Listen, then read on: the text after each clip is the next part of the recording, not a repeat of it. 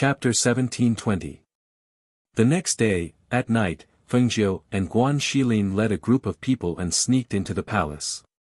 The others were led by Luo Yu and the others to make other arrangements. They entered through the side door of the palace.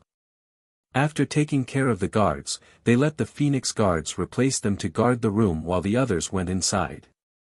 After half a year of training, the Phoenix guards' skills and ability to hide their presence were top-notch. They hid in the dark, and even though there were many guards in the palace, they were unable to discover them. The Fire Phoenix, who had been waiting in the palace for a long time, knew of their arrival and flew over. The Lord of Qishui province is in the palace in front. Follow me. As it spoke, it led the way for them. Fire Phoenix, have you done what I asked you to do? Fengjiu asked in a low voice. It's been done since this morning. The effects of the medicine should be taking effect soon. The Fire Phoenix turned around and said. She had asked it to put a colorless and odorless medicine in the water so that the cultivator's spiritual energy would dissipate without them noticing. Calculating the time, the medicine should be taking effect soon. Very good. Fengjiu revealed a satisfied smile.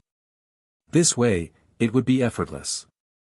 The Lord of Qishui province, who did not know that danger was approaching, was currently hugging a voluptuous and beautiful concubine in the palace. He was touching her up and down, causing her to pant. My lord, don't.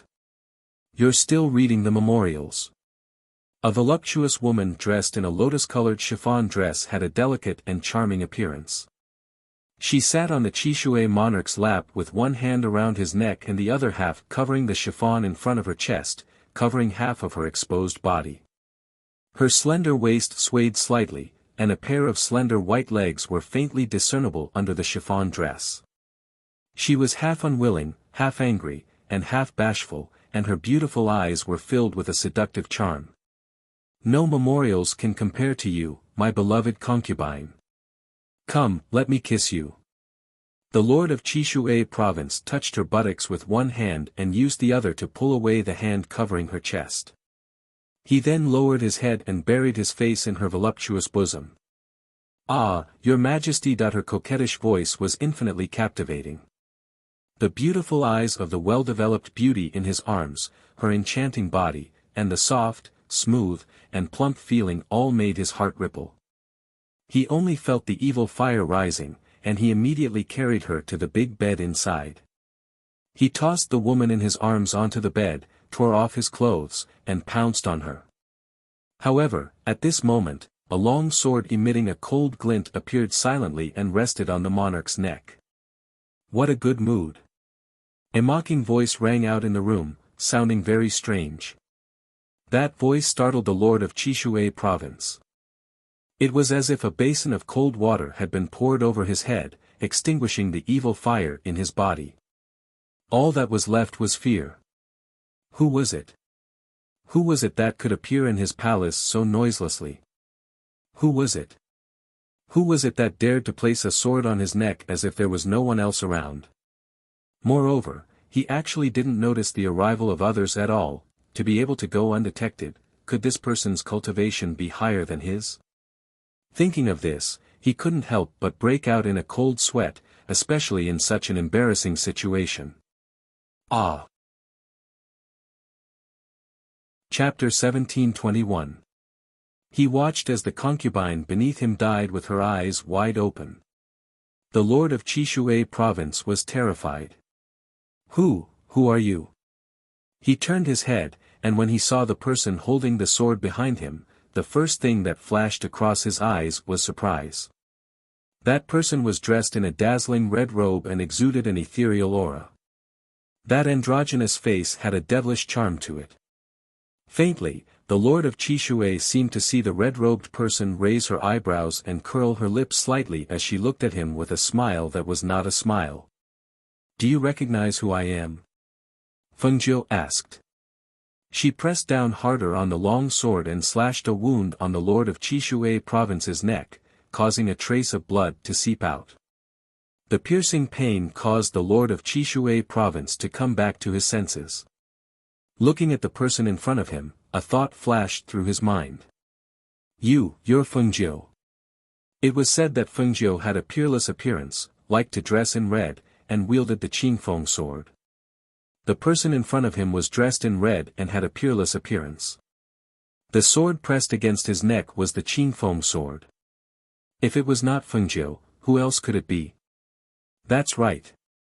Since you recognize me, then you can die. Fengjiu curled her lips into a smile, and a cold light flashed across her eyes. She turned the tip of her sword and instantly pierced into his dantian. Hiss. At the last moment, the lord of Qishui province wanted to take a gamble. Unexpectedly, he was unable to circulate his spiritual aura. He originally wanted to dodge, but he was unable to do so.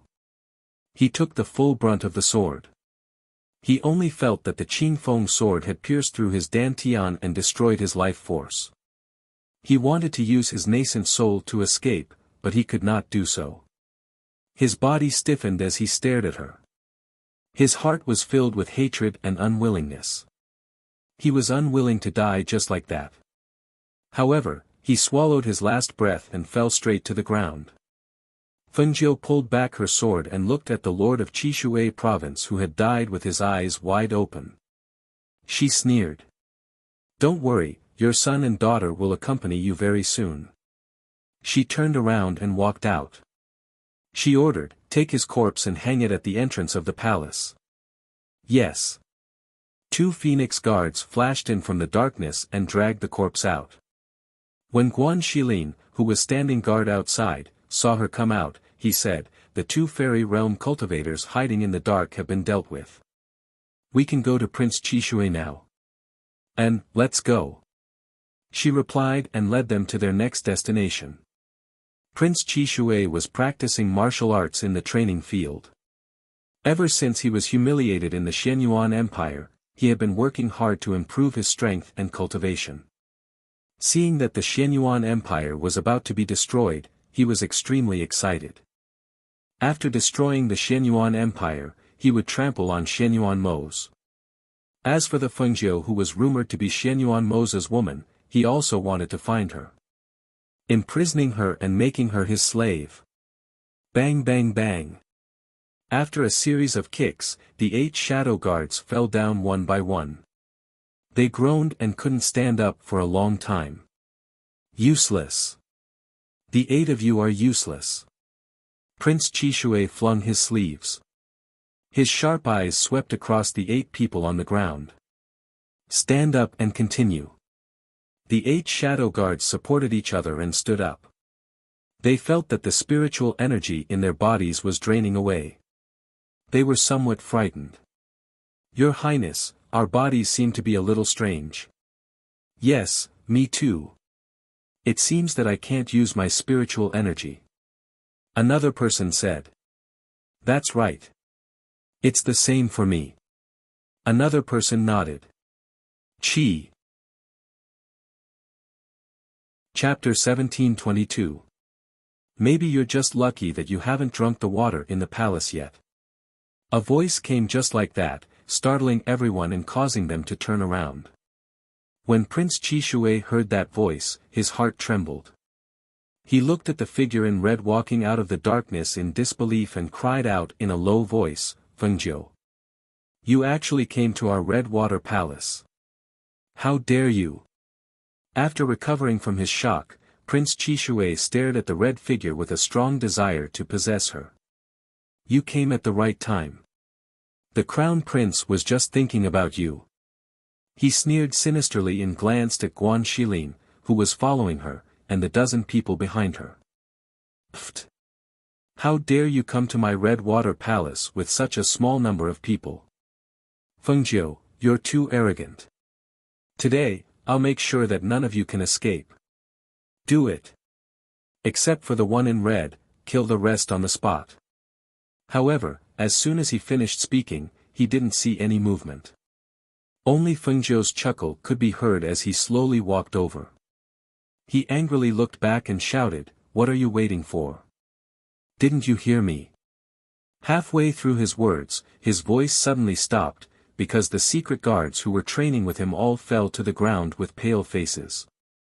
Their foreheads were covered with cold sweat, but none of them could move. At this moment, he thought of what they had said before, and what Fengjiu had said. Thinking that she was proficient in medicine, he couldn't help but feel shocked. He angrily glared at her. "You drugged them. TSK, TSK, TSK. You only realized it now." Fengjiu shook his head and stopped walking. "Brother, this person is for you to practice."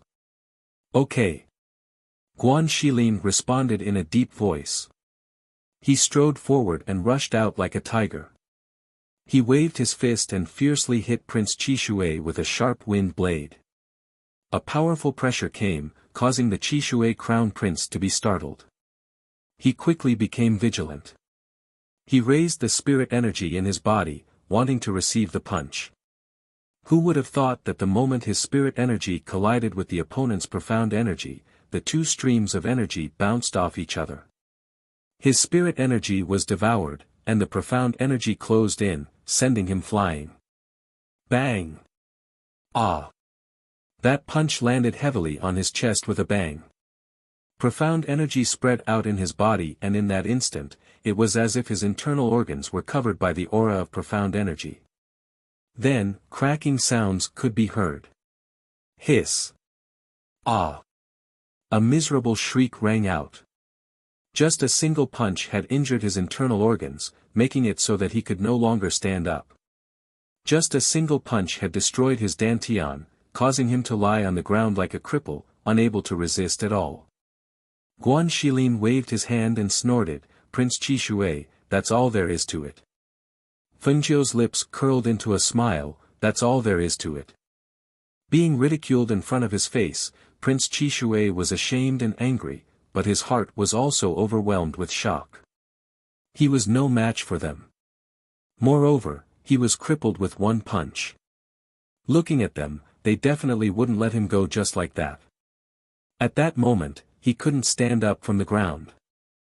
As he retreated, he gritted his teeth and crushed the jade token that his imperial father had given him. As long as the jade token was crushed, his imperial father would know. At that time, these people would be doomed.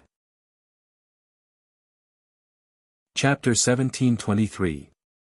That person who was naked from head to toe, with only a pair of bright yellow underwear, who else could it be other than their monarch? Monarch, monarch. One of the secret guards muttered, his entire body was in a state of panic. "Just you wait, my royal father will be here soon. Once my royal father arrives, none of you will be able to escape." Prince Qishui forcefully endured the intense pain in his body, his face deathly pale as he threatened. Fengjiu and Guan Shilin both stood there and looked at him. They did not stop him from crushing the jade pendant to ask for help, because they had already dealt with the people in the palace, and some of the people hiding in the shadows. What use would the remaining guards be? Even the monarch was dead, and he wanted to ask for help. Then there would still need to be someone to save him. Your Highness, the monarch is over there." One of the secret guards trembled as he pointed behind Fengjiu, pointing at the two phoenix guards standing in the darkness, dragging a person in their hands. Prince Qishui looked in the direction he was pointing at, and when he saw it, he was shocked. You killed my royal father." How was this possible? How was this possible? "That's right. I killed him, and it just so happened that your royal father was having sex with a concubine, so I stabbed him with my sword, and he died just like that, without any effort at all." Fengjiu said casually, looking at his frightened face, and laughed, "Do you still have anyone to ask for help? I don't mind killing the person who will save you in the future." You demon. You. He cursed loudly, wanting to escape, but found that he could not escape at all. His golden core was shattered, his internal organs were damaged, and with Fengjiu and the others watching, how could he escape? Demon. Ha! She sneered and looked at him. "You didn't want to live a good life, but you had to go against us, and ended up like this. Who do you blame? If you want to blame someone, blame the person who was your backer." Guan Shilin strode forward and grabbed Prince Qishui. Don't talk nonsense with him, just kill him. As he spoke, he raised his hand and slapped Prince Qishui on the top of his head. No, don't. However, with a bang, blood flowed out of his 7 orifices and his eyes were wide open. With that slap, his life force was cut off and he fell limply to the ground. Even in death, his eyes were still wide open. Take him away. Guan Shilin threw the Qishui crown prince's corpse to the Phoenix guards. There is one of us, Feng Zhou's eyes as he turned and left. To the palace. An hour later, the palace was on fire, and the fire was out of control, shocking the people inside and outside the city. When they rushed to the palace gate, they were shocked again. There were 3 corpses hanging at the gate of the palace, and those 3 corpses were none other than the governor of Qishui province, Prince Qishui, and the most beloved 3rd young master of Qishui province. For a moment, the entire Qishui empire was shaken. On this night, no one escaped from the palace alive, and all the treasures in the palace, whether it was spiritual medicine or precious treasures, were all taken away. The Qishui empire was too chaotic, and the governor of Qishui province was dead, and the others took the opportunity to seize power.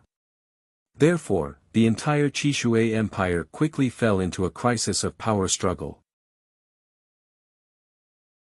Chapter 1724. When Xianyuan Mose received the news, it was already a few days later. In the Xianyuan palace, he stood with his hands behind his back and looked at the sky outside. He sighed inwardly. No wonder she didn't come when he was waiting for her here. She went to the Qishui empire. She was too reckless. After standing in the palace for a while, he called out, Hui Lang. Master. Hui Lang walked in from outside and bowed to him. He asked with a grin, Master, what are your orders? Xianyuan Mose glanced at Hui Lang who was grinning foolishly. The corner of his mouth twitched imperceptibly. He looked away and said in a deep voice, Take a group of people to help Feng Zhou. Ah! Hui Lang was stunned. Go where? Master, do you know which empire the ghost doctor will target next? Of the 3 remaining empires, which one do you think she will attack first? He looked at the sky outside with deep eyes. Hui Lang thought for a while and said, Eastern Glory Empire is the strongest among the 3 remaining empires. I think the ghost doctor will stay until the end. As for the other 2, one is farther away from Qishui province and the other is closer to Qishui. Therefore, I think the ghost doctor will destroy the empire closer to Qishui. Is that so? Hearing this, Hui Lang was surprised and asked, Isn't it so? Did his master think that the ghost doctor wouldn't attack the empire closer to her? Take a group of people and wait for her in Eastern Glory Empire. He ordered in a deep voice. Hui Lang was stunned but didn't ask any more questions. He respectfully replied, Yes. Since his master said so, he would do as he was told. Therefore, he bowed and retreated. After transferring a team of people, he informed Ing Yi and headed for the Eastern Glory Empire. In the pitch-black night, Tian Shan Mountain was covered in white. Under the reflection of the white snow, the light became clearer.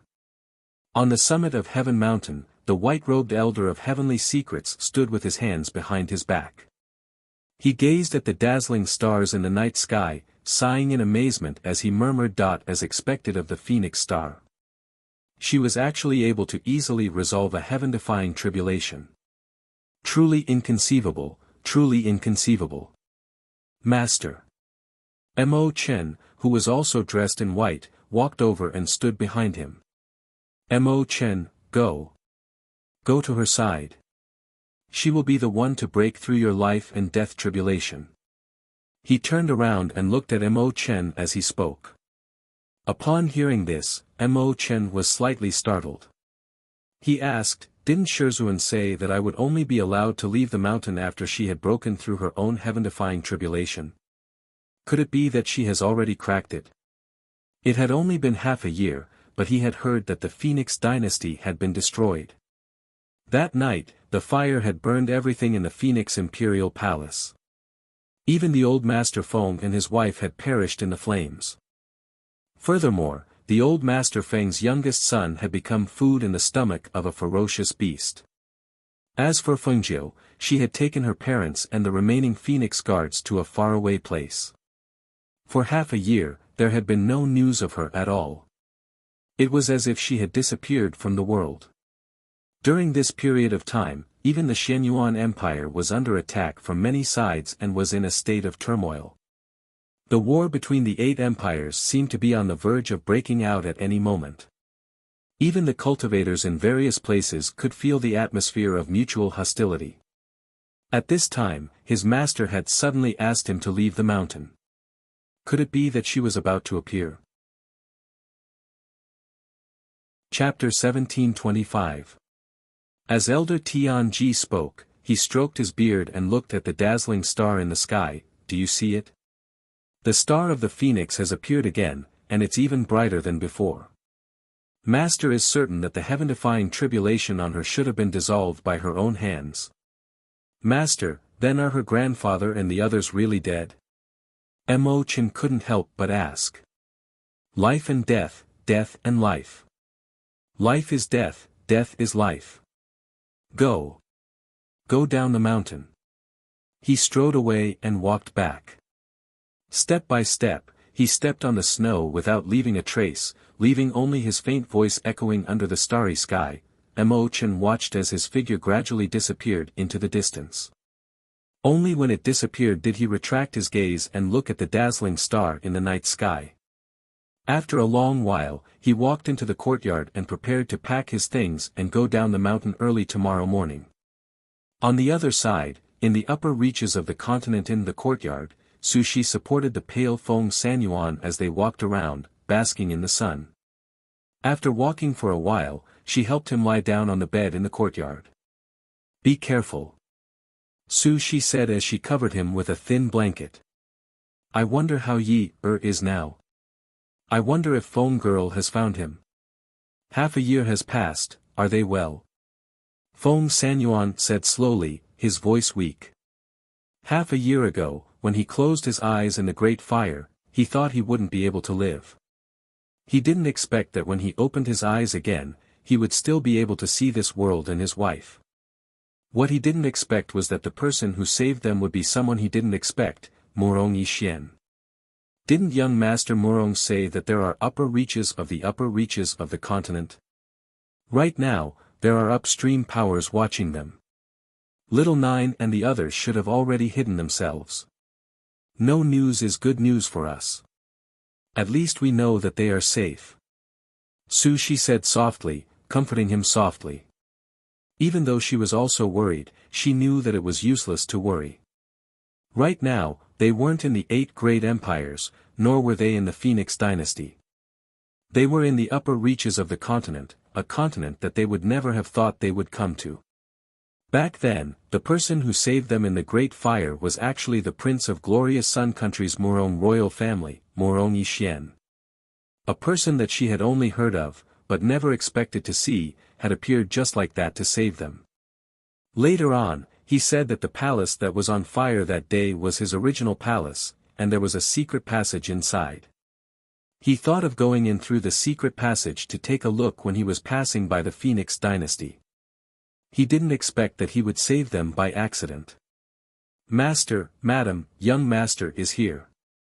A maidservant serving in the courtyard came in to report, and then retreated.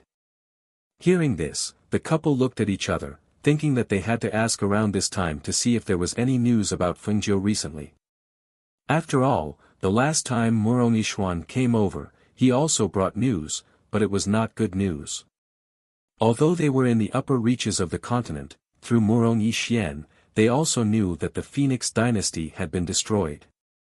It was also because they knew how powerful the enemy was that they were quietly recuperating here and didn't rush back impulsively. They were afraid that something like this would happen again and make them worry. But even so, they felt that every day was like a year in this place. Chapter 1726. He wore a simple white robe and his black hair was tied up with a jade crown. He wore a jade pendant and a white jade flute at his waist. His steps were slow and steady. Following behind him was a black-clothed guard. Grandpa Feng, old madam. Murong Yi Xian bowed to the two as he entered the courtyard. Have a seat. The old man gestured. Looking at the elegant young master in white, he sighed in his heart. Back then, after the Phoenix dynasty was established, he disappeared without a trace. It was as if he had disappeared without a trace. Who would have thought that in the end, they would meet again under such circumstances, and he was even the one who saved them. Thinking back, he also thought highly of him and Xiaojiu as a couple. Unfortunately, all right. Murong Yi Xian nodded and sat down at the table. He looked at the two and asked gently, "Are you two feeling better? Have you taken your medicine on time?" Hearing this, Su Shi said, "I've made young Master Murong worry. My injuries have healed. Sun Yuan's injuries were too severe. He hasn't gotten better even after recuperating for half a year. This is all my fault. I left the two of you here and rarely came to visit," he said apologetically. "Our lives were saved by you. We'll definitely repay this debt of gratitude in the future," Feng Sanyuan said. "Grandpa Feng, don't say that." He shook his head and said, "I've played with Qin Gu in the manor since I was young. I've always treated Grandpa Feng as my own grandfather. Although I couldn't stop the things that happened later, I know that I can't blame anyone else. Just like this time, I'm very happy to have accidentally saved Grandpa Feng and old madam." He looked at the two and smiled. "Actually, I've come this time because I have news to tell the two of you." The two of them looked at each other and asked, "Do you have news about Xiaojiu?" Murong Yi Xian nodded and said, "Recently, I was ordered by my master to go down the mountain to handle some matters. I heard a piece of news and I felt that this matter might be related to Fengjiu, so I came to tell you. Moreover, I sent a letter to Xianyuan Mo's to inform them of your whereabouts. It's been half a year, and those people aren't keeping a close eye on us anymore. Furthermore, I heard that an empire was recently destroyed overnight. I'm guessing that Fengjiu is behind this. I think that if the two of you want to go back, you should be able to take a look after your bodies have recovered." The two of them were surprised. "You're saying that we can go back now?" He replied with a smile, "You can go back, but I hope that you can wait until your injuries have healed. That way, even if you encounter any trouble on the way, it can be solved." "Alright, we got it." When they returned, they would first go to the Xianyuan Empire to look for Xianyuan Mo's. He should know where Fengjiu was. Moreover, as long as they asked him, they should be able to know if he, was with them. Murong Yi Xian stood up and said, "I still have to return to the mountain to report. I'll take my leave now." "You won't stay for long, right? You're leaving already?" Feng Sanyuan asked as he looked at Murong Yi Xian. His heart was indescribably complicated. "No, I still have matters to attend to. I can't delay." He smiled and turned to leave. Chapter 1727. Feng Sanyuan looked at the sky and said slowly, "This is unavoidable. The danger that should come will still come. The main thing is how we deal with it." Among the 8 great empires, the other 3 empires were also in a state of vigilance and fear. Especially when they thought about the scene of the Qishui Empire's monarch dying naked and being hung at the entrance of the imperial city after his death, even though they did not see it with their own eyes, every time they thought about it, they felt anxious and uneasy. The monarch of the Luoyue Empire, which was the closest to the Qishui Empire, was currently in the palace, asking the people he sent out to investigate, "It's been so many days. Haven't you found anything?" The person kneeling in the palace did not dare to raise his head and said, "Monarch, there are no clues in Qishui province. We don't know who did it. The crown prince of the Xianyuan Empire, Xianyuan Mo's, has always been in the empire and has never left. The Yen Palace's forces are guarding the Shenyuan Empire tightly. It's not the Yen Palace's people who did it. Hearing this, the monarch of the Luoyue Empire's monarch did not feel relieved. If it was not Shenyuan Mo's who did it, then who could it be? He could definitely conclude that this force was helping the Shenyuan Empire. Otherwise, they would not have attacked the Chishui Empire at this time. The monarch of Chishui province, who was a fairy realm expert, was killed without anyone knowing. Every time he thought about this, he could not sleep well. Would there be a person standing beside his bed one night who wanted to take his life? Useless things. Leave. He waved his hand and shouted anxiously. The people kneeling in the main hall could only respond respectfully and then leave. The monarch of the Luoyue Empire paced back and forth in the palace. Not long after, he shouted again, "Men! Monarch!" 2 people came in and bowed respectfully. Add another patrol team. Don't let even a mosquito into the palace. The monarch of the Luoyue Empire ordered. Yes. The 2 men left and gave the order to add another patrol team to the palace. This was the 3rd time the monarch had issued such an order. One could only imagine how anxious the monarch was right now. In the Dongyao Empire, although the people sent out didn't find anything, the emperor of the Dongyao Empire wrote down the names of many possible culprits on a piece of paper and checked them himself. Finally, he circled the name, Fengjiu. Looking at that name, a chilling killing intent flashed across the Dongyao monarch's gloomy eyes. Apart from this Fengjiu, who else among the 8 great empires and the forces of the lower continents would risk offending them and the forces of the upper continents to help Shenyuan Mo's?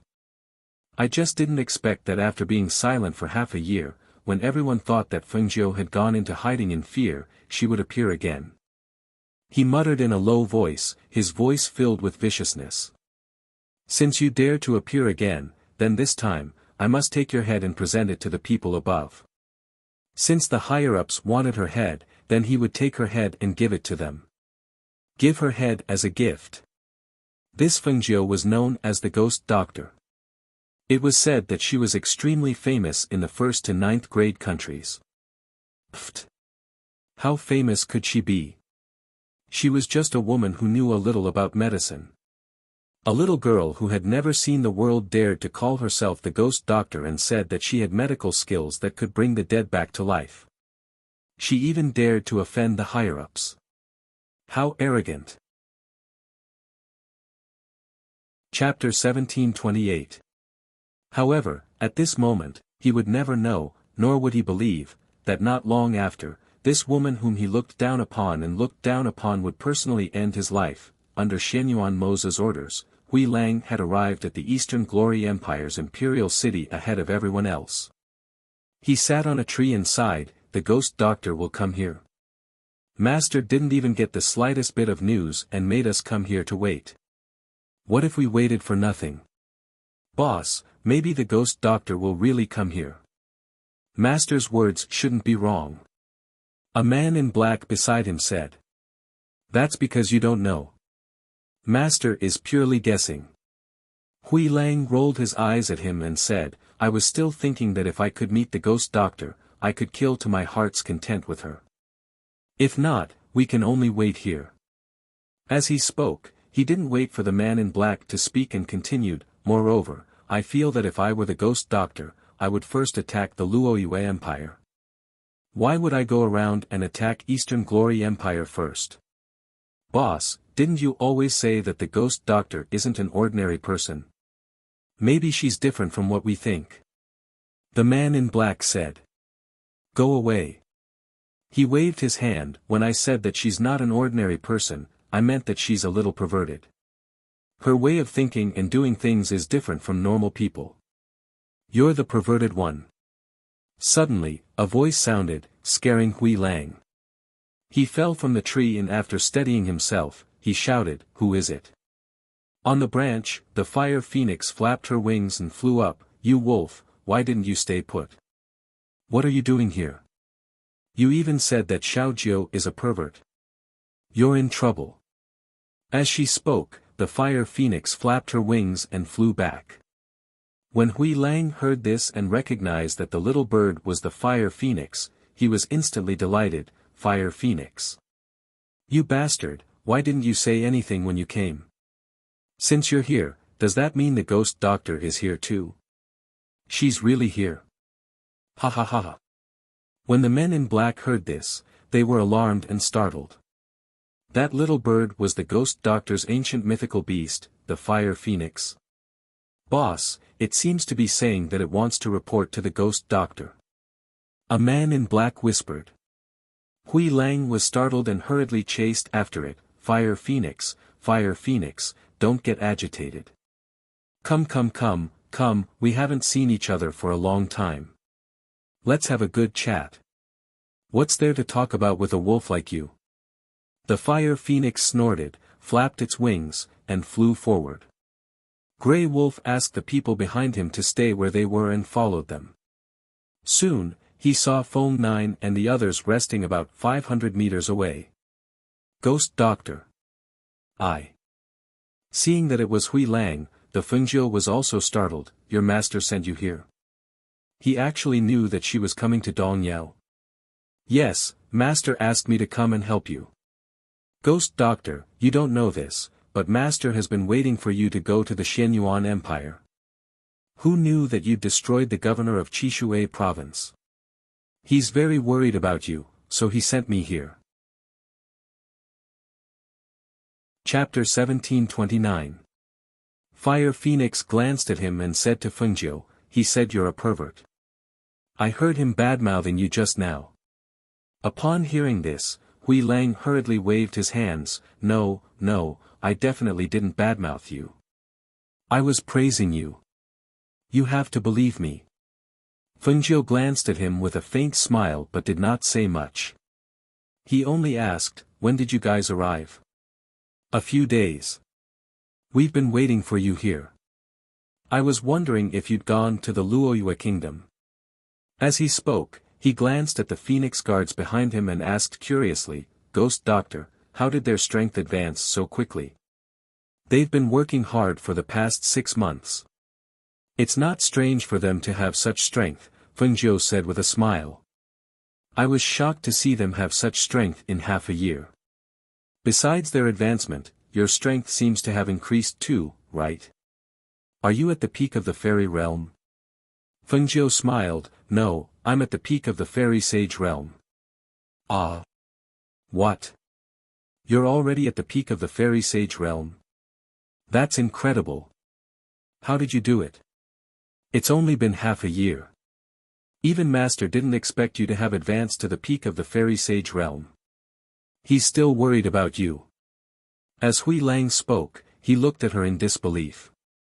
Then, he said matter-of-factly, but it makes sense. If you weren't at your level, how could you have killed the monarch of Qishui province so easily? Fengjiu smiled and asked, how many people did you bring with you? Grey Wolf grinned and said, I only brought 20 people, but each and every one of them is an expert that can fight against 10 people. They're right in front. Ghost Doctor, you can follow me to rest. Alright, lead the way. Fengjiu gestured. Thus, everyone followed Hui Lang into the small forest. When the men in black who were already waiting there saw them walk over, they immediately went up and bowed. Greetings, Ghost Doctor. Fengjiu nodded and said, you don't have to be so courteous. He then turned around and instructed the Phoenix guards, take a rest. Luo Yu stepped forward and said, Master, I'll bring some people to hunt some game back. Go. Be careful, Fengjiu warned. Luo Yu smiled and replied, yes. Thus, he turned around and left with a group of people. After they sat down, Hui Lang asked curiously, Ghost Doctor, how did you kill the monarch of Qishui province? There are many experts in the Qishui imperial palace. Did you not attract their attention? How did they manage to kill the monarch of Qishui province without making a sound? Could it be that those people were all asleep? Thinking of this, he was suddenly startled, and a thought flashed through his mind. Oh, right, the Ghost Doctor must have used some medicine. As expected, he heard her words. Fengjiu smiled and said, I first asked the fire phoenix to put the medicine in the well water they drank. The medicine is colorless and tasteless, and takes effect slowly. Naturally, they did not notice. At night, we sneaked into the imperial palace and worked together. In less than 2 hours, we set fire to the Chishui imperial palace and hung a few corpses in front of the imperial palace to deter other countries. Hui Lang suddenly understood and said, so that's how it is. Guan Shilin on the side smiled and said, what else could it be? Did you think that we would directly kill our way in? If we did that, how many people would we lose? Hee hee. Hui Lang smiled embarrassedly, no, I definitely did not think that way. Chapter 1730. Don't worry, Ghost Doctor. Master is fine. Hui Lang grinned and replied, it's just that too many things have happened in the past 6 months, so much so that Master seems to be tense all the time. Sometimes, he's busy until midnight and doesn't even rest. Then, he added, but Ghost Doctor, don't worry. Master hasn't had any other woman by his side in the past 6 months. Hearing this, Fengjiu couldn't help but laugh, all right, don't say such nonsense. Then, she said to Guan Shilin, after resting for a while, we'll act according to our original plan. No problem. Guan Shilin said and walked towards the Phoenix guards who were resting at the back. Seeing this, Hui Lang didn't disturb her anymore. Instead, he sat not far away from her and watched her sit cross-legged to adjust her qi and close her eyes to rest. In the next 2 days, Hui Lang watched Guan Shilin leave with the Phoenix guards. He couldn't help but come to Fengjiu's side and ask, Ghost Doctor, what are they going to do? Should we go and help? No need, just let them go. Fengjiu, who was sitting cross-legged and cultivating, said without opening her eyes. Then when are we going to attack the Dongyao Empire? Hui Lang asked. He had seen her here for the past 2 days. Other than Guan Shilin and the others who made some movements, she had been sitting here without giving any orders. He didn't know when they were going to make a move. Who told you that we're going to attack the Dongyao Empire? Fengjiu glanced at him and asked jokingly. Didn't you? Then what are we doing here? Ghost Doctor, what are you going to do next? At least give me a hint. He looked at her with a bitter face. He had been here with his people all this time, but he didn't know the next order. This feeling was really suffocating. Wait. When the time comes, I'll naturally tell you. Fengjiu stood up and stretched, since we're free, let's move our muscles and bones. As soon as she finished speaking, she had already raised her fist to attack Hui Lang. Seeing this, Hui Lang quickly retreated. Seeing that she didn't use her spiritual power, he said, all right then. I'll just be a sparring partner and practice with the Ghost Doctor. If she used her spiritual aura, he wouldn't be able to withstand a single move from her. However, if she didn't use her spiritual aura, then that was another matter. Furthermore, he might even be able to learn a move or two from her. Thinking of this, his interest was immediately piqued. He dodged and attacked at the same time. As the two of them exchanged blows in the forest, the surrounding black-clothed men's eyes involuntarily lit up. They all stared at the two's moves. They were more familiar with their leader's skills and were used to seeing their moves. However, the Ghost Doctor's moves were extremely rare. Now that they saw it, they could tell that there was a huge difference. Her attacks were sharp and aimed at the vital points. If it wasn't for the fact that she didn't use any spiritual power, their heads wouldn't have been able to withstand a single attack from her. Seeing these attacks aimed at the vital points, they secretly noted them down. In the palace of Dongyao, the monarch of Dongyao narrowed his eyes and glared at the people below. What did you say? You found traces of those people in the mountains behind the imperial palace? Yes. We didn't dare to act rashly and alert the enemy, so we specially came to report to the monarch. The black-clothed man said in a deep voice. Chapter 1731. The black-robed man was silent for a while, then said, "No, I didn't see the red-robed young man there, but there was a man with an extraordinary aura. He should be Fengzhou's sworn brother, Guan Shilin." Guan Shilin? Humph. The emperor of Dongyao Kingdom snorted coldly and ordered with his hands behind his back, "Elder Yen, bring some men with you and annihilate them in one fell swoop." Elder Yen was one of the 2 fairy realm experts under him. With him there, it would be easy for him to annihilate Guan Shilin and dozens of phoenix guards. "Yes, sir." An old man walked out from the back. His grey robe was inconspicuous, but the aura he exuded was extraordinary. "As long as this matter is settled, I will reward you handsomely," the emperor of Dongyao Kingdom said. "Thank you, emperor. Just wait for me to bring the head of Guan Shilin to see you." With that, he cupped his hands and walked out. The emperor of Dongyao Kingdom looked at the sky outside with his hands behind his back and snorted coldly, "Arrogant brat, you overestimate yourself. Let me use you to defeat Fengzhou's spirit." Perhaps it was because they thought that there were only dozens of people from an inferior country, so the emperor of Dongyao Kingdom, Elder Yen, and even the guards of Dongyao Kingdom did not take them seriously. They were fugitives from an extinct country. Even if they had some cultivation, how outstanding could they be? If they were really outstanding, their Phoenix dynasty would not have been destroyed. Elder Yen and the others saw the annihilation of Guan Shilin and his men as a great merit. They would definitely punish them so that none of them could escape. "Listen up, don't let any of them escape," he said to the people behind him. "Yes." Everyone responded in a deep voice. They had heard that those people only had a few dozen people, but they had 100 people here. Just based on the number of people, they had the upper hand. Not to mention that their strength was stronger than those people from the inferior countries. If they wanted to kill those people, it would not be a problem at all. How could they let them escape? Split up and attack from both sides. Boss Yen waved his hand, indicating for them to move to the sides and surround the dozens of phoenix guards in the back mountain. Thus, the 100 or so guards quickly spread out to the 2 sides. They restrained their auras and moved towards the 2 sides, preparing to surround them. At the same time, Guan Shilin, Du Fan, Luo Yu, and the other 8 captains of the Phoenix Guards had been waiting for a long time. They held their breaths and listened to the movements.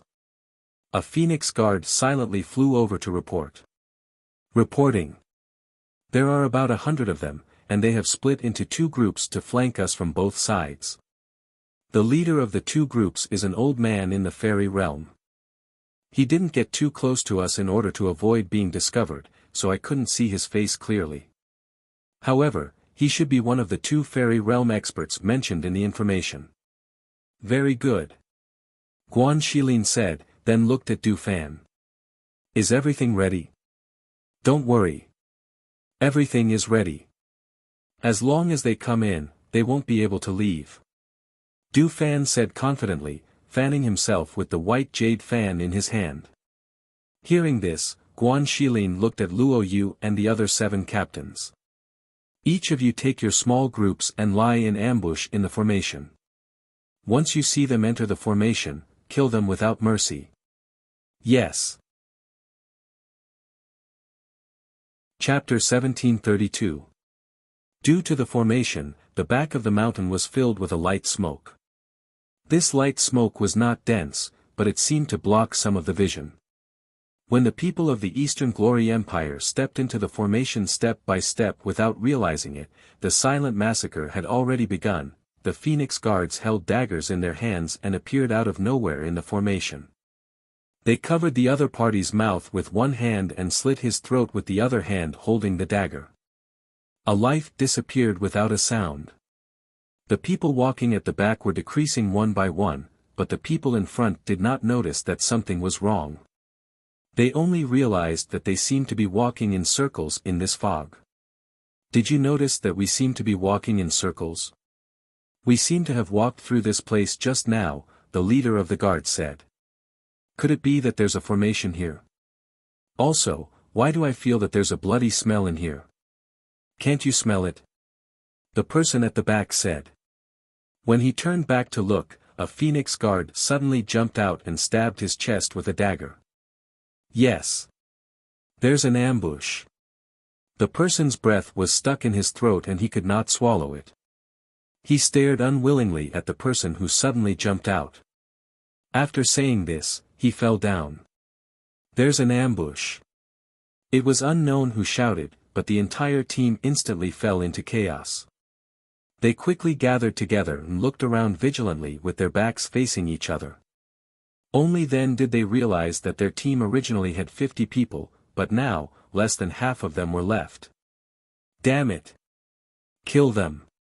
The leader could vaguely see the black mass of people scurrying out from the fog. He was startled and yelled. But who knew that as soon as his voice fell, arrows shot out from the surrounding area. Kill them! Don't leave a single one alive. This time, the Phoenix guards shouted loudly. They did not rush out, but instead shot arrows at them.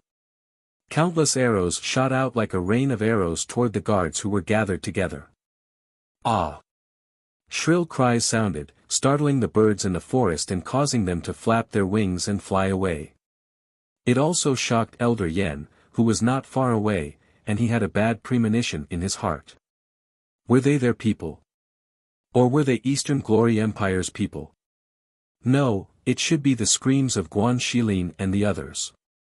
How could a few dozen people be a match for his 100 people? One had to know that there were not many powerhouses among these 100 people.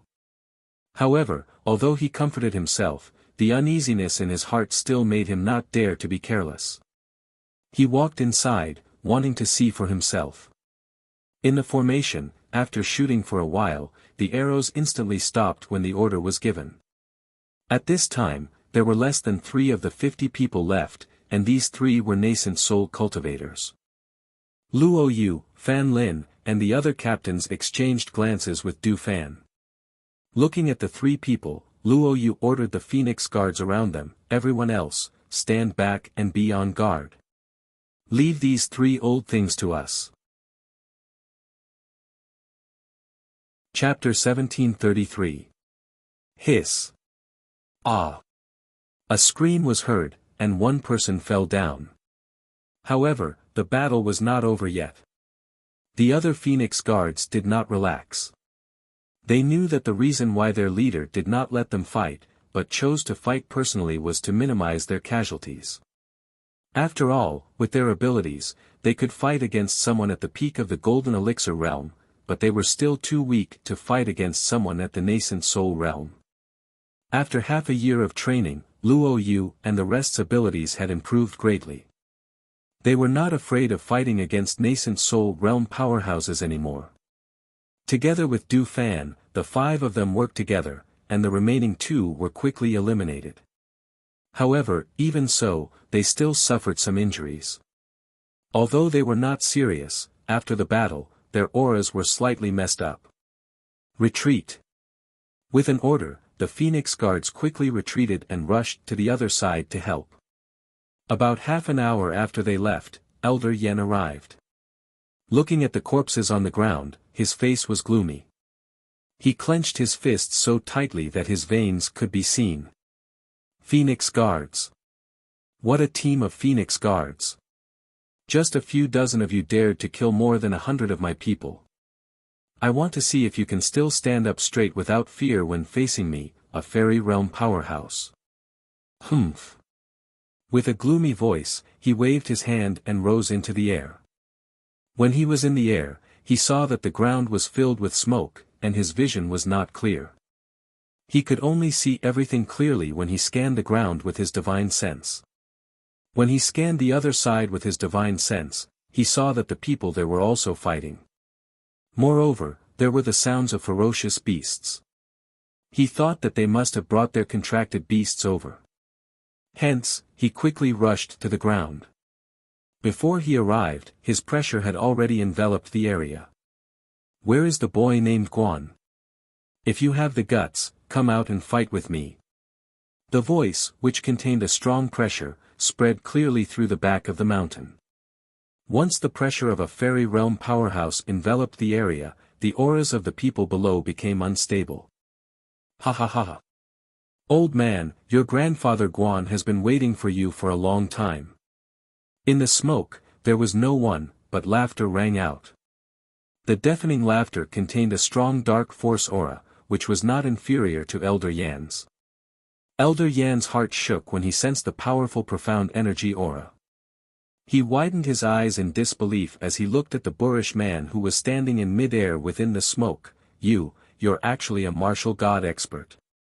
Even in the 8 great empires, it was extremely rare for a profound practitioner to cultivate to the martial god realm. Moreover, this person was said to be from an inferior country, so how did he cultivate to the martial god realm? The shock and astonishment in his heart collided with each other at this moment. He only felt waves rising from the ground and violently beating against his heart.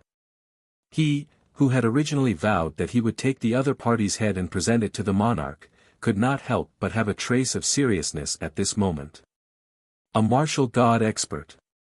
He had lived for so many years, but he had never fought with a martial god expert. This was because Xian martial artists cultivated slowly. If they wanted to cultivate to the martial god level, they would need to be old monsters who had lived for hundreds of years.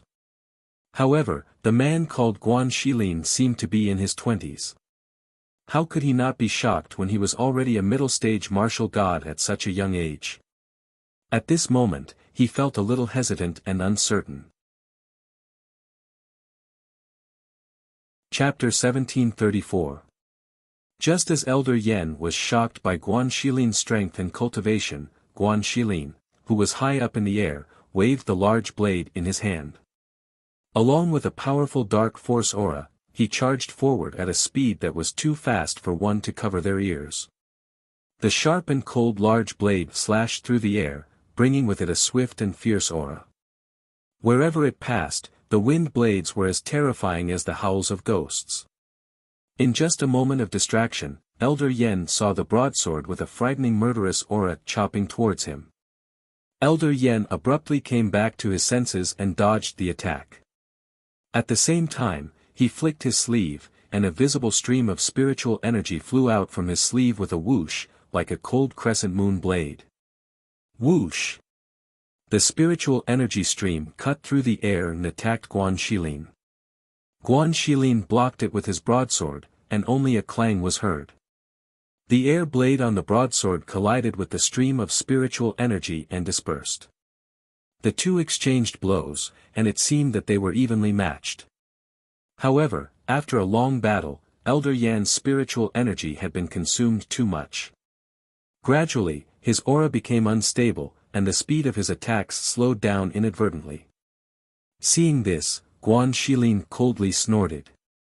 Like a ferocious tiger, he pounced forward with an irresistible force. He waved his broadsword and shouted. "Old thing, I'm going to take your life today." The deafening sound was accompanied by a powerful force. Elder Yan only felt his eardrums vibrate, and the qi and blood in his body became unstable. A mouthful of blood welled up from his throat and was about to spit it out, but he forced it down. Seeing Guan Shilin swinging his broadsword at him and that there was no way to dodge, he took out his longsword, infused it with spiritual energy, and met the attack head-on. Clang! Hiss! The sword and the broadsword collided, and a clear clang was heard. Sparks and hissing sounds were heard from the friction. The Xian Qi and spiritual energy on the two of them fought against each other, forming a visible stream of air to protect their bodies. Gotcha! When the sword and saber collided, there was a sudden cracking sound, as if the weapon was about to break. Hearing this sound, Elder Yan's heart shook, especially when he saw the thin crack on the long sword in his hand. His heart was even more shocked. Bang! After a cracking sound, just as Old Yan's mind was thrown into chaos, the long sword in his hand was broken, and the tip of the sword flew out with a whoosh. Bang! Without the obstruction of the long sword, the air current directly hit his body. With a bang, Elder Yen spat out a mouthful of blood. His body was ruthlessly sent flying and fell from the air. Ah! Boss Yen was shocked. The moment he fell, all he could think of was to escape. However, Guan Shilin did not give him a chance to escape. Instead, he chased after him with his saber and viciously slashed at his back. Swish! Bang! When the blade landed on Elder Yan's body, he thought that it would be enough to kill him. However, a bang was heard from his body, and a ray of light was reflected. It seemed that he had a life-saving spell on him. Guan Shilin took another look and saw that the back of Elder Yan's shirt was torn. There was not even a drop of blood on his back. Seeing this, Guan Shilin waved his saber again and quickly chased after him. You can't escape. Accept your death obediently. Chapter 1735. Swoosh! Ah! A sharp blade aura was emitted. Immediately after, scarlet blood splattered in the air. Senior Yen, who was fleeing in front, was cleaved into two by the large blade behind him. A mournful scream filled with unwillingness rang out, echoing in the air. No doubt the corpse fell from the air, and the scream stopped abruptly. The surroundings seemed to have calmed down at this moment, and even the aura of spiritual energy and dark force in the air gradually disappeared. Guan Shilin leaped down from the air and arrived beside Elder Yan's corpse. He collected the Cosmos bag and space ring on Elder Yan's body, then turned to look at the Phoenix Guard and asked, "How did it go?" "Don't worry, we didn't leave a single survivor," Du Fan said. "Then let's proceed with the second step of the plan." Guan Shilin signaled and glanced at Luo Yu and the others. "Okay, we'll act immediately," Luo Yu and the others said. The 8 of them split into 2 groups and left with the Phoenix Guard and Tun Yun to prepare for the second step of the plan. Guan Shilin and Du Fan looked at each other, then left the back of the mountain and headed for the palace. Outside the city, Fengjiu, who had stopped practicing with Hui Lang for a while, looked at the sky gradually darkening, and said to them, "Let's go. Didn't you want to stretch your muscles? Now's the time." Everyone's eyes lit up. Were they going to destroy the Eastern Glory Empire? However, there were many strong people in the Eastern Glory Empire. If they went in directly, would they didn't dare to ask. Their eyes fell on Hui Lang, hoping that their leader could ask what the ghost doctor's plan was. Seeing their gazes, Hui Lang hesitated and asked, "Ghost Doctor, are we going to kill our way into the palace?" "Why? Are you scared?" Fengjiu glanced at them with a faint smile. "How is that possible?" Hui Lang straightened his back, scared. "I, Hui Lang, don't know how to spell the word scared." "Alright then, let's go. If you're late, you won't be of any use." As she spoke, she took a deep breath and headed toward the palace of Dongyao. Seeing this, Hui Lang waved his hand. "Follow the ghost doctor. We'll know when we get there." "Yes." Everyone responded and followed behind him. Dongyao Imperial Palace, what? In the main seat of the palace, the monarch of Dongyao Empire stood up abruptly. He widened his eyes in shock. "What did you say?" "Say it again." Our reporting to the monarch, Elder Yen brought 100 people to the back of the mountain. All of them were killed. None of them survived. Even Elder Yen was also split in half. The black-clothed secret guard who was kneeling below said with a trembling voice. He had been ordered to observe the battle from a distance. When he saw that Elder Yen had been killed, he was shocked and immediately returned to report. Too strong. Those people were too strong. A mere few dozen people were actually able to kill all 100 of their experts. Moreover, even Elder Yen, who was at the flying immortal stage, was killed by that burly man. Every time he thought of the scene where Elder Yen was split in half, a chill ran up from the soles of his feet. He was so shocked that his heart trembled and his mind was in a mess. The monarch of Dongyao Empire stiffened. His face was full of disbelief. He stood there and looked at the black-clothed secret guard kneeling below. He asked, was it Fengjiu who killed them? Other than Fengjiu, who else had this ability? Chapter 1736. Guan Shilin. Fengjiu's sworn brother. The emperor of Dongyao country asked in shock, how could he kill Elder Yan, who is at the fairy realm? Did you watch carefully? Are there any experts secretly helping them? No, I saw that it was Guan Shilin who cut Elder Yan in half with his sword. There was no one else. Hearing this, the emperor of Dongyao country fell to the ground, his body trembling unnoticeably. Fengjiu, Guan Shilin, these phoenix guards, were really capable. If that was the case, then it was too terrifying.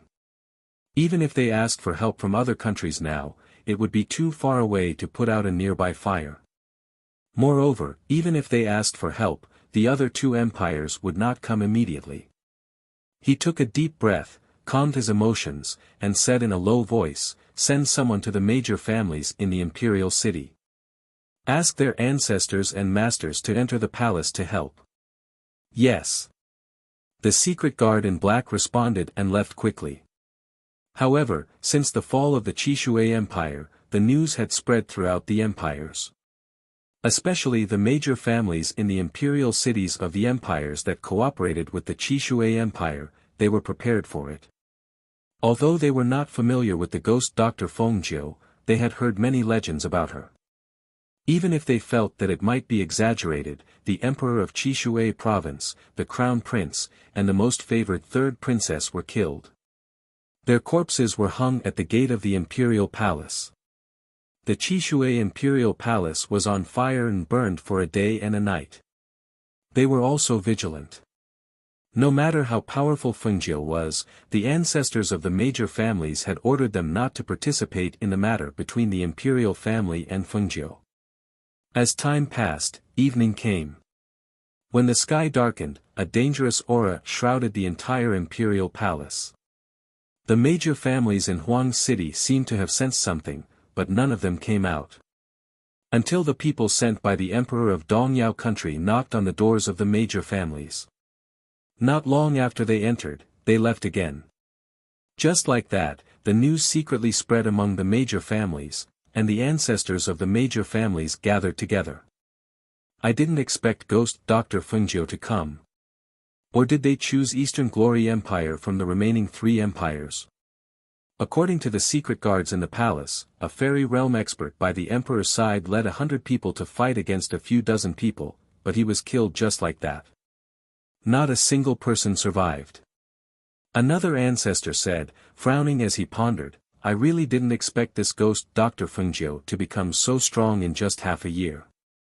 Hearing this, an ancestor next to him shook his head, no, I heard that ghost Dr. Fengjiu hasn't made a move yet.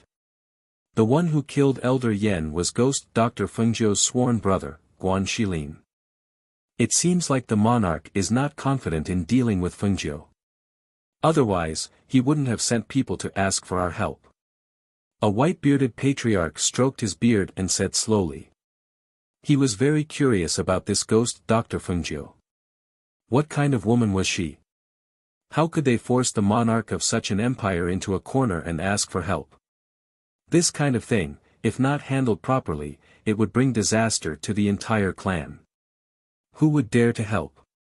That's right. Let the imperial family deal with the trouble they caused themselves. Another person shook his head and said. He knew in his heart that Eastern Glory Empire would be the next empire to be destroyed after Qishui Empire. Chapter 1737. Pft. How could the forces in the upper reaches take the empire seriously? Moreover, it's too late to ask for help. It seems like Dong Yao is doomed this time. The few of them sighed and looked at each other without saying a word. In the imperial palace. The emperor of Dong Yao kingdom stood in the main hall with his hands behind his back with a gloomy face. He listened to the report from the secret guard in black, and his face was so dark that charcoal could drip from it. Those old men were actually dragging their feet, and no one was willing to come forward to help. It seemed like they were afraid of what Fengjiu had done during this period of time. Since they were not willing to help, he could only rely on himself. Pass down the order. Gather all the guards in the imperial palace and defend the imperial palace. Prepare for battle. Since no one else could save him, he would gather all the forces in the imperial palace and prepare for battle. He didn't believe that he couldn't deal with a mere Fengjiu with the strength of Eastern Glory Nation. Yes. The secret guard in black responded and left quickly. Don't worry, Emperor. Since those families are not willing to help, we'll destroy the Xianyuan Empire after we've dealt with Fengjiu and his men. After we've strengthened our empire, we'll weaken the power of those families. An old man walked out from behind. He was the other fairy realm expert beside the Emperor of Dongyao Kingdom. That's right. Those old men stood aside and did nothing today. They'll suffer in the future. The Emperor of Dongyao Kingdom said in a gloomy voice. However, at this moment, a loud bang was heard, as if something had exploded. The entire imperial palace shook, and the Emperor of Dongyao Kingdom was shocked. What's going on? He asked loudly. Just then, a guard rushed in from the outside. Emperor, the northern palace wall near the back of the mountain was blown up. Debris rolled and a big hole appeared in the ground. Guan Shilin rushed in with his men and a few contracted beasts. The situation is out of control. Fengjiu, the ghost doctor. Guan Shilin, the Phoenix Guards. What a good Phoenix Guard. He gritted his teeth in anger and said, "Come with me. I want them to die here." Yes. The Emperor of Dongyao Kingdom walked in front, followed by the grey-robed old man, many guards, and secret guards. Hundreds of people rushed toward the northern gate. Guan Shilin and Du Fan were not among the people who entered the northern gate. Only the 8 Phoenix Guards and their contracted beasts such as the Fire Phoenix rushed in and fought with the guards in the palace. For a moment, the sounds of swords and beasts' roars echoed in the air. However, just as the Emperor of Dongyao Empire was rushing to the north gate with his men, his palace was on fire. Guan Shilin and Du Fan had looted everything in the treasure vault of the Dongyao Empire's palace and set it ablaze. The fire spread everywhere and thick smoke rose to the sky. When the monarch of Dongyao Empire saw the fire and smoke, he was so angry that his body trembled. Damn that Fengjiu!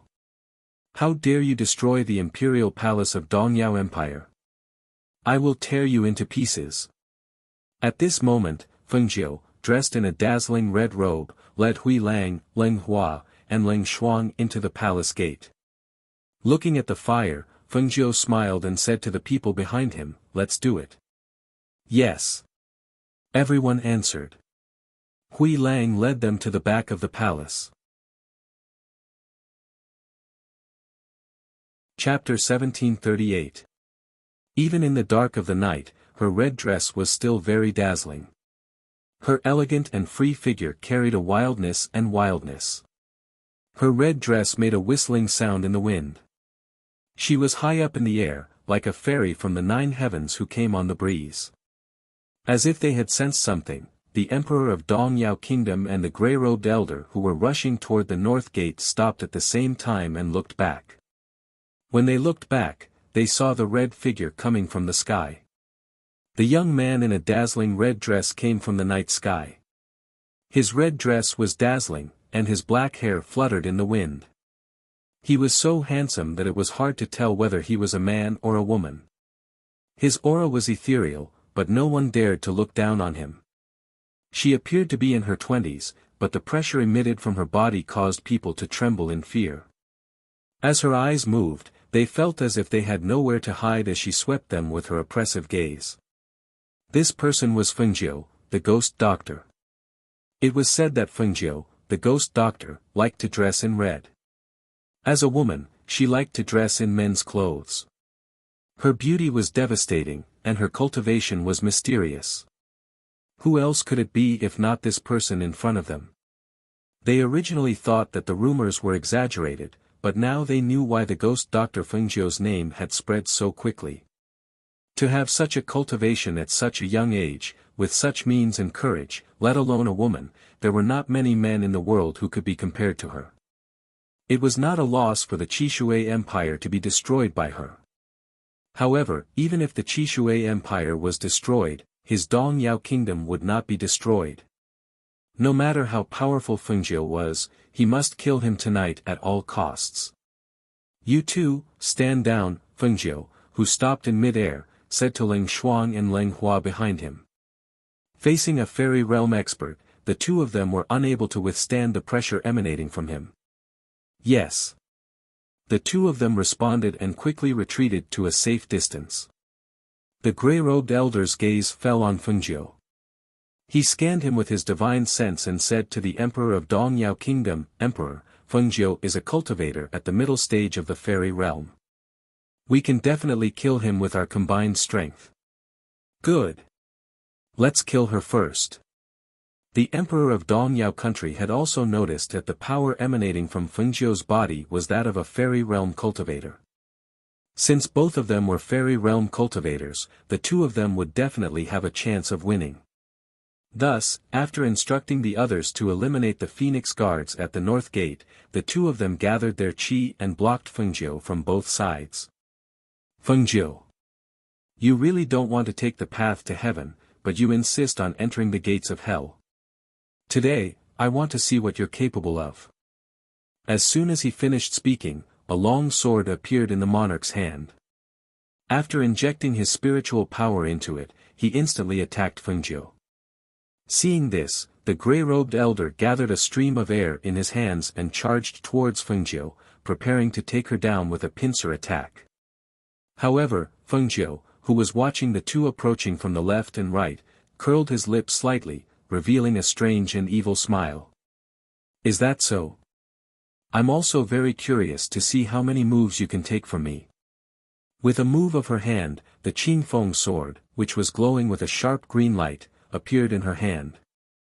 Moreover, in the next moment, she no longer concealed her aura. Instead, she displayed her own power and cultivation.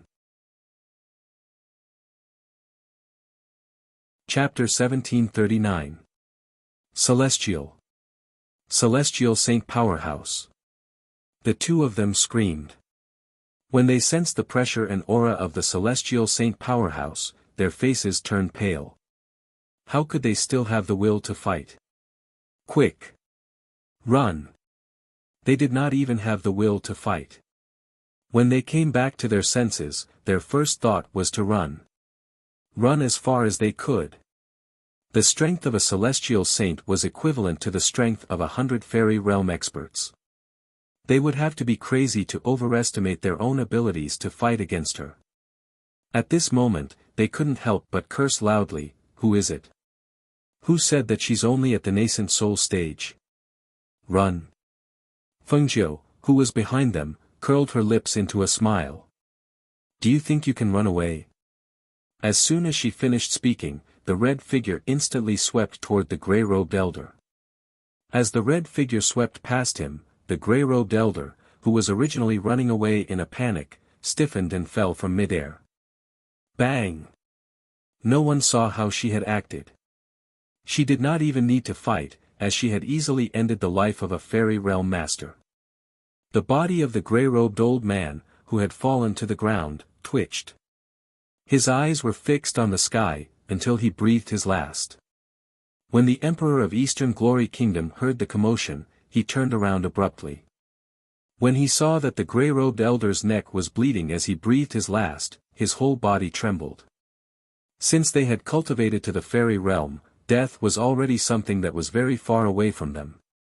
However, when death loomed over them at such a close distance, he suddenly realized that death was not far away from them all this time.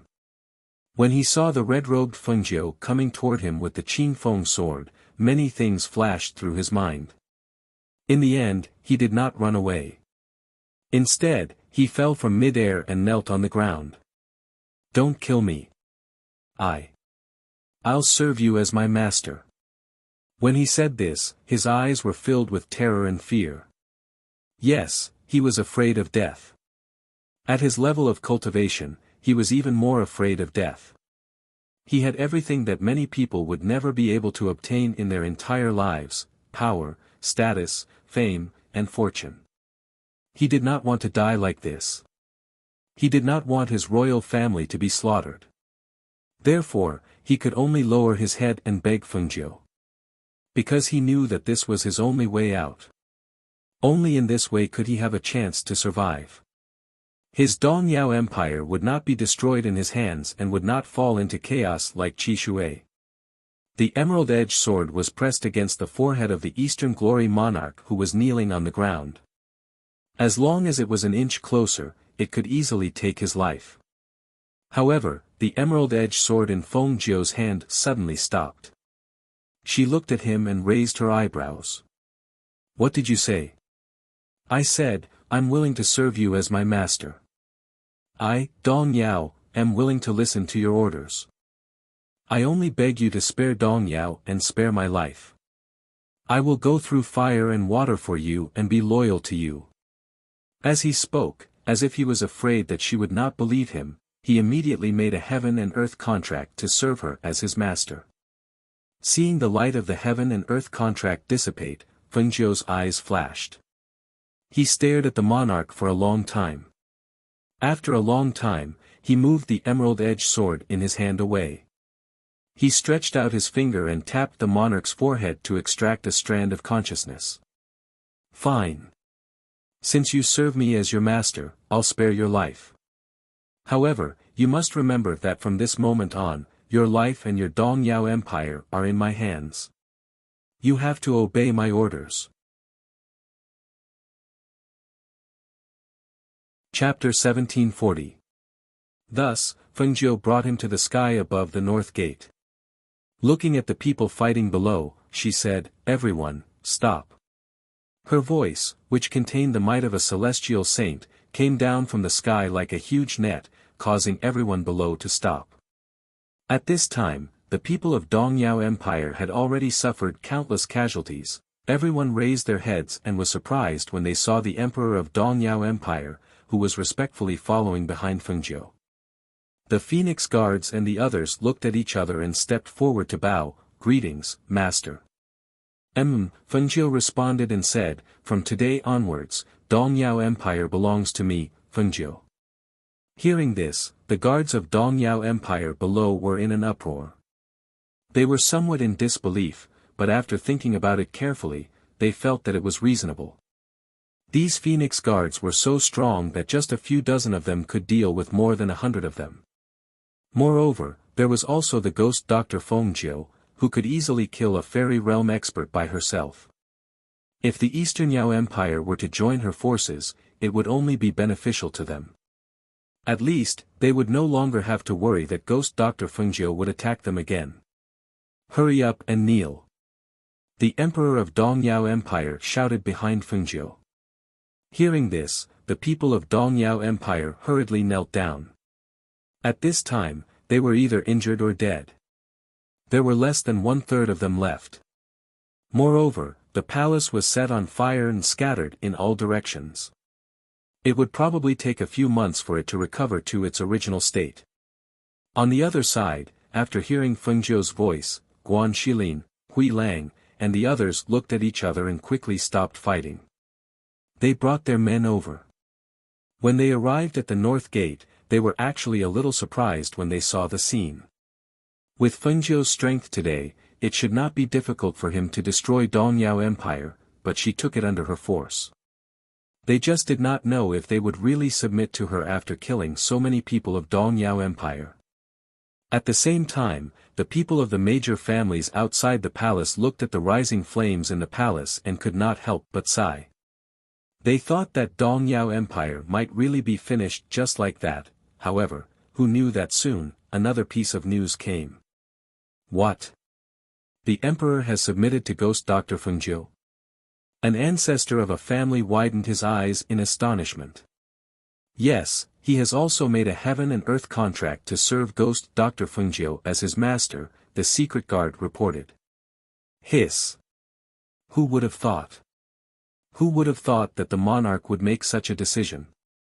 Another old ancestor gasped and murmured. The great ancestor beside him stroked his beard and said, "There's nothing wrong with that. Surrendering to Ghost Dr. Feng 9 and protecting Dongyao Nation is something anyone would do." Ancestor of the ancestor. That's right. Compared to the extermination of one's clan, what was wrong with submitting to another and worshipping the strong as their master? The most important thing was protecting. They wanted Dongyao's Dongyao Empire. Search. Let's see what we'll do next. One of the patriarchs waved his hand and gestured for the secret guard to leave. He ancestor emperor, the ancestor family guard ancestor. Left is ancestor. The others nodded one after another. Not only is she not simple. She has great strength and can destroy the royal family with a raise of her hand. She is also tolerant. Her breadth of mind is indeed not something that ordinary people can compare to. Chapter 1741. The few of them looked at each other and did not speak. They had not fought with Fengjiu before, so they naturally did not know her strength. However, to be able to force the emperor of Dongyao heavenly country to submit to her, it was clear that she was not simple. In the main hall of Dongyao Palace, Guan Shilin, Du Fan, and the 8 captains of the Phoenix Guards stood on the left and right sides. Leng Shuang and Leng Hua stood on the left and right sides of the main seat. Sitting on the main seat was Fengjiu, who was dressed in a dazzling red robe. She reclined in her seat and supported her face with one hand. She looked at the Emperor of Dongyao Empire, who was standing in the middle of the hall, and said slowly, "Since you have acknowledged me as your master, I will leave the rest to you." The Emperor of Dongyao heavenly country gulped and asked, "Please enlighten me." "I will leave the remaining 2 empires to you. In a month, I want these 2 empires to disappear," she said in a low voice. Hearing this, the Emperor of Dongyao heavenly country was shocked. "A month? How can you do it in a month? The distance between these 2 empires is also quite far. Can't you do it?" She glanced at him and asked slowly. Seeing her gaze on him, the Emperor of Dongyao heavenly country quickly lowered his head and said, "Yes. I will definitely do it within a month. I will not let you down. Brother, bring some people and help him. In a month, I want these 2 empires to disappear." Fengjiu looked at Guan Shilin and said, "No problem." Guan Shilin replied loudly and accepted the task.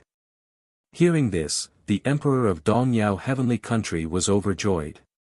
That's great. With Guan Shilin's help, it would be easier to get things done. Fengjiu thought for a while and said, "Bring Tun Yun and Lao Bai with you too.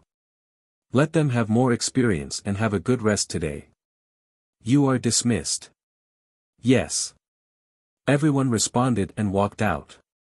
Only Guan Shilin stayed behind. "Xiaojiu, aren't you afraid that there will be problems in the future if you take over Dongyao?"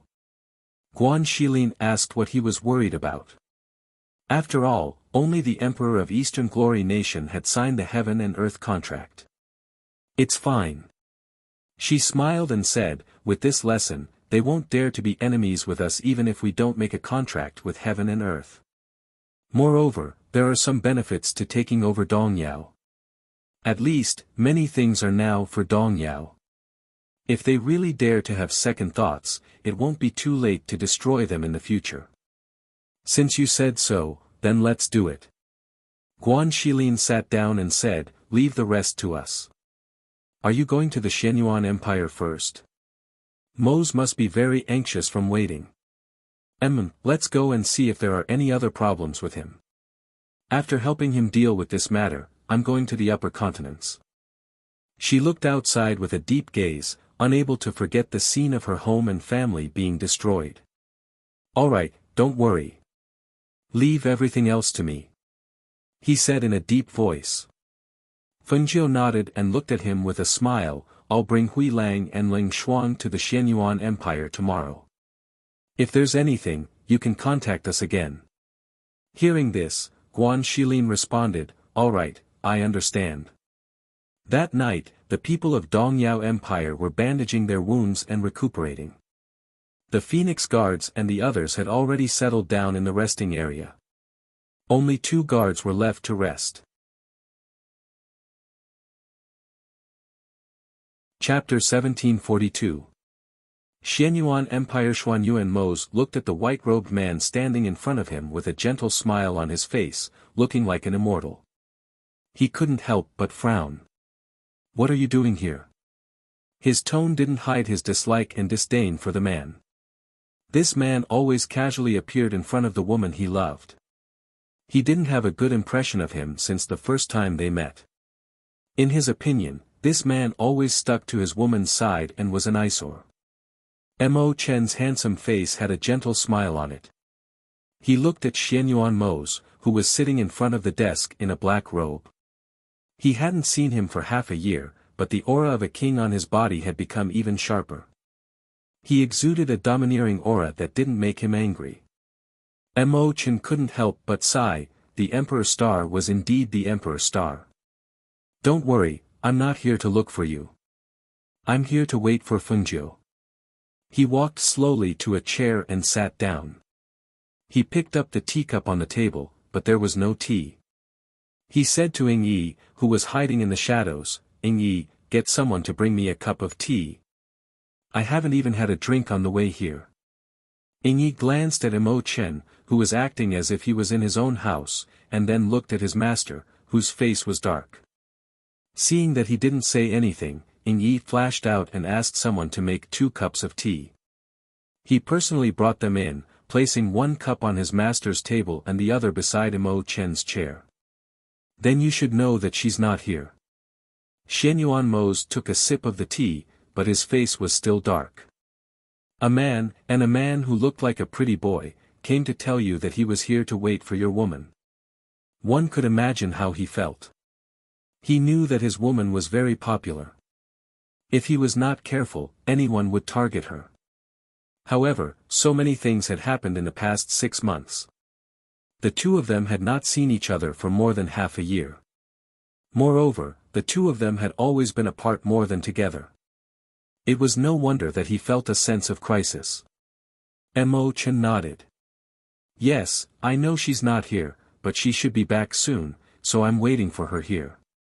He had a gentle smile on his face as he glanced at Xianyuan Mose and took a sip of his tea. Then, he said unhurriedly, moreover, I plan to stay by her side this time. After settling the matter here, I think she will want to go to the upper continent. It just so happens that I'm familiar with that place. With me by her side, you don't have to worry too much. Ying Yi stood to the side and wiped the cold sweat from his forehead. He felt that the temperature in the palace seemed to have dropped a bit, and there was a murderous aura in the air, which made him feel extremely nervous standing here. This young master Mo Chen, was he purposely trying to stir up trouble? Wasn't he worried that his master would kill him in a fit of anger? However, speaking of which, who was stronger between the 2 of them? Thinking of this, he couldn't help but look back and forth between the 2 of them, secretly guessing. Young Master Mo Chen came from a family in the upper continent. It was said that his family had an extraordinary position there, and he was also the disciple of Tianji Elder. His background was not inferior to his master's at all. Chapter 1743. Is that so? Then this monarch would like to see if you have the qualifications to say such words. As soon as he finished speaking, the teacup lid in his hand instantly shot out towards Mo Chen. Mo Chen, who had been drinking his tea, raised his head to look at him and revealed a warm smile, I'm very willing to accompany you. As he spoke, he raised his hand and turned it. The teacup lid that was flying towards him stopped in front of him and did not advance any further. Instead, it spun in midair. Following the movement of his hand, the teacup slowly fell into his hand, easily neutralizing Xianyuan Mose's attack. A teacup with a lid. I already have one, so I'll return this to you. A warm voice rang out, but the teacup lid in his hand was extremely fierce. Seeing this, Xianyuan Mose stretched out 2 fingers to catch the teacup lid and placed it back on the teacup. Then, he stood up, and with a flash of his black figure, he had already rushed out. Seeing this, Mo Chen put down the teacup in his hand. With a refined smile on his face, he slowly walked out. Looking at Xianyuan Mose who was standing outside the palace, he smiled and said, "I've just arrived, and you're already attacking me. That's not very kind of you. This monarch has already treated you to tea. What's wrong? Not very kind. Since it's like this monarch will give you another greeting gift after not seeing you for so long." As soon as the deep and magnetic voice rang out, the black figure rushed out and attacked Mo Chen, who was standing with his hands behind his back. Mo Chen's spiritual aura was released in an instant. His white robes fluttered and his black hair fluttered. Facing Xianyuan Mose's attack, he was not alarmed or fearful. Instead, he was as calm as before, and a warm smile hung on his face. It wasn't until Xianyuan Mose's black silhouette was right in front of him that he finally made his move. The 2 silhouettes, one black and one white, were exchanging blows outside the palace. A powerful aura surged from both of their bodies. Although they were fighting bare-handed, every strike made the shadow guards and Ning Yi, who were hiding in the shadows, fearful. This was a battle between experts. There were no weapons in their hands, but the aura that permeated the surroundings was so powerful. The aura of the 2 people seemed to be equally matched, and the pressure they exuded couldn't tell which one was stronger. Their speed was extremely fast, and with the strength of Ning Yi and the others, they simply couldn't see their moves. They could only see one black and one white, neither giving way to the other. Bang!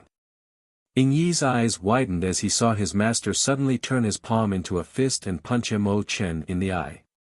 Mo Chen drew in a sharp breath and hurriedly covered his eye and retreated. When he moved his eyes away, there was a red bruise around his left eye. The red bruise did not match his fairy-like appearance at all. It looked a little strange, and people who saw it could not help but smile. "You dare to slap me in the face?" Mo Chen's gentle face cracked, and the smile on his lips could no longer be maintained. Xianyuan Mose calmly glanced at him, and curled his lips in a good mood. "Ben Jun only added some color to your eye. It's much more pleasing to the eye this way." Mo Chen's mouth twitched, "So that's how it is. Then I really have to thank you." As soon as he finished speaking, he attacked again. "No need to thank me. This is what Ben Jun should do." He had wanted to beat him up for a long time, but one punch was too little. And, if he hit the other eye, it should be enough.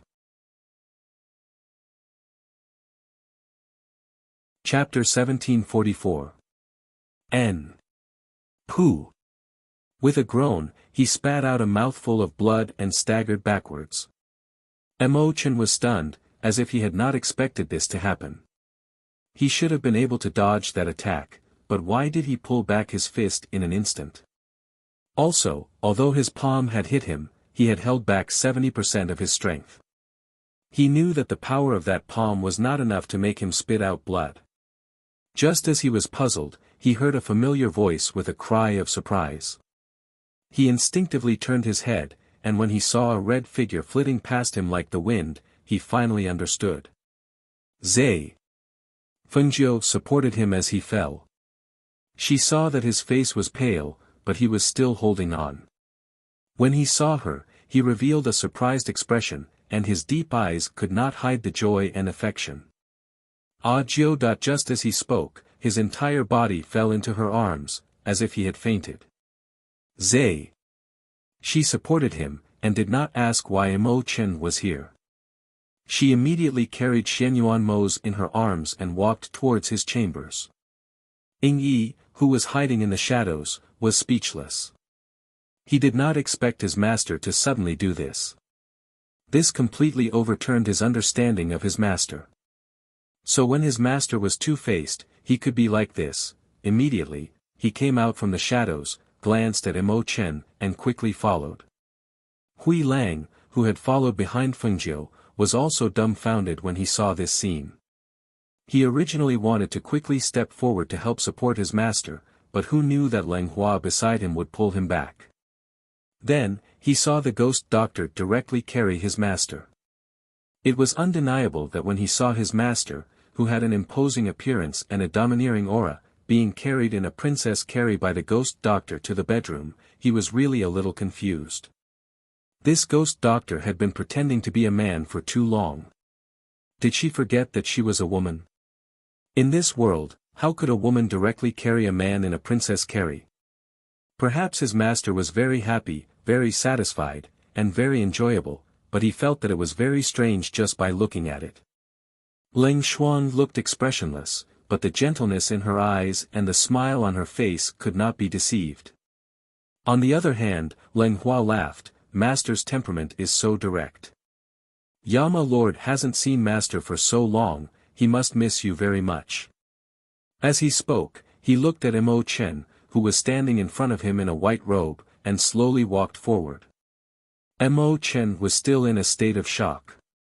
Seeing Fengjiu directly carry Xianyuan Mo's in his arms was far more impactful than seeing Xianyuan Mo's scheming. He never knew that women could be like this. Directly carrying a man by the waist. That scene was very strange, but it seemed so natural for the two of them, without any sense of disharmony. From that scene, he saw that Fengjiu attached great importance to Xianyuan Mo's. She didn't care about the opinions of others. She only had eyes for him. That kind of deep love expressed in her body language made him, as a bystander, feel a little uncomfortable.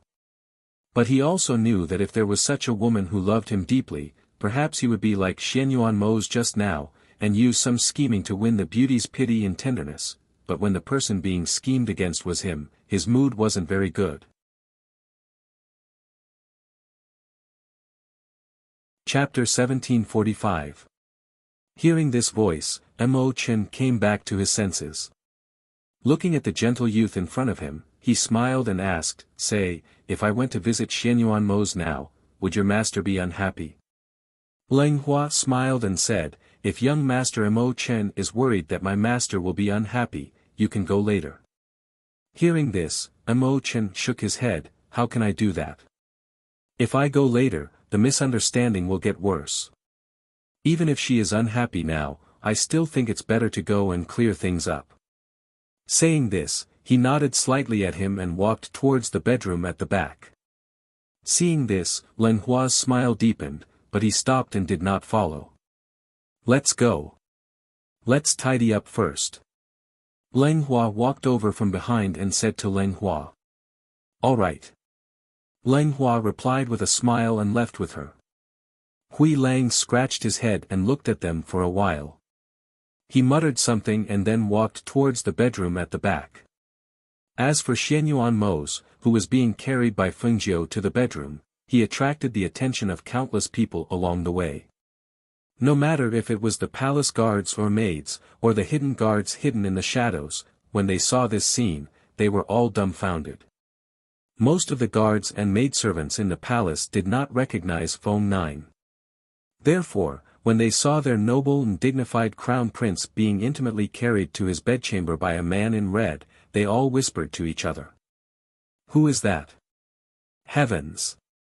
Am I seeing things? I actually saw His Highness being carried by a man. But that man in red is really handsome. He doesn't look strong, but he easily carried His Highness the Crown Prince. But doesn't His Highness the Crown Prince dislike people getting close to him? How dare this person? What's wrong with His Highness the Crown Prince? It looks like he fainted. What do you know? That's the ghost Dr. Fengjiu. She's a woman and is said to be our Crown Prince's wife. They're just short of marriage." "Ah. Really? Why didn't such a big piece of news spread? Many people know about this. Moreover, our Crown Princess isn't an ordinary person. News has spread that Qishui province was destroyed by our Crown Princess." The one who spoke was a guard. He raised his head and puffed out his chest as he spoke to the crowd. A white-clothed young master just passed by. Who was that? I don't know about that, but to be able to move around in the palace, he definitely isn't an ordinary person. Look, that person is heading in the direction of the Crown Prince's bedroom. Perhaps he's heading for the Crown Prince and our Crown Princess. After a while, Hui Lang walked over from behind and heard their conversation. He glanced at them and said, "What are you talking about? Aren't they all gone now?" When they saw Hui Lang, they lowered their heads and hurriedly dispersed. Hui Lang shook his head and looked at the figure in front of him. After thinking for a while, he felt that it would be better to talk to Ying Yi first. In the bedroom, Feng Jiu put Xianyuan Mo's on the big bed. Just as he was about to take his pulse, he saw that the person who had just closed his eyes woke up. "I'm fine." As Xianyuan Mo spoke, he looked at her in front of him. His deep eyes were filled with pity as he said, "You've lost weight." As he spoke, he reached out and touched her face. Chapter 1746. Don't worry, it's just a small injury.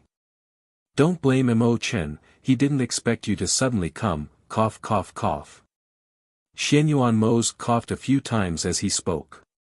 Hearing this, Feng Jiu's eyes flashed with a trace of a smile, but she didn't show it. She just nodded seriously, "Yes, don't worry, I won't blame him. I think he didn't mean it." Xianyuan Mo's, who had one hand clenched into a fist by his lips, was stunned when he heard this. He instinctively looked up and happened to see her teasing gaze. He couldn't help but feel embarrassed and gently coughed. "You must be tired from the journey, right? Do you want to rest?" As he spoke, he shifted his body on the bed to make room for her. "No, I'm worried about your injury. No matter what, I have to boil some medicine or something to drink," Feng Jiu said while holding back her laughter. Xianyuan Mo's mouth twitched. He felt like he had shot himself in the foot. In a flash, he saw that she was already holding his hand and taking his pulse. Seeing this, he could only let her take his pulse. Not long after, Feng Jiu withdrew her hand and said, "There's nothing wrong with your body, just that your liver is a little hot. You didn't rest well, you need to rest more." As she spoke, she pulled the blanket up and covered him. "You rest well here, I'll go out and talk to Mo Chen." "What's there to talk about with him? Are you close to him?" he asked with a hint of jealousy in his voice. Feng Jiu rested her chin on one hand and thought for a while, "Yes, I'll go out and ask him why he hurt you. I can't let you get hurt for nothing, right?" Hearing this, Xianyuan Mo's reached out and pulled her onto the bed. He lifted the blanket and covered her with it.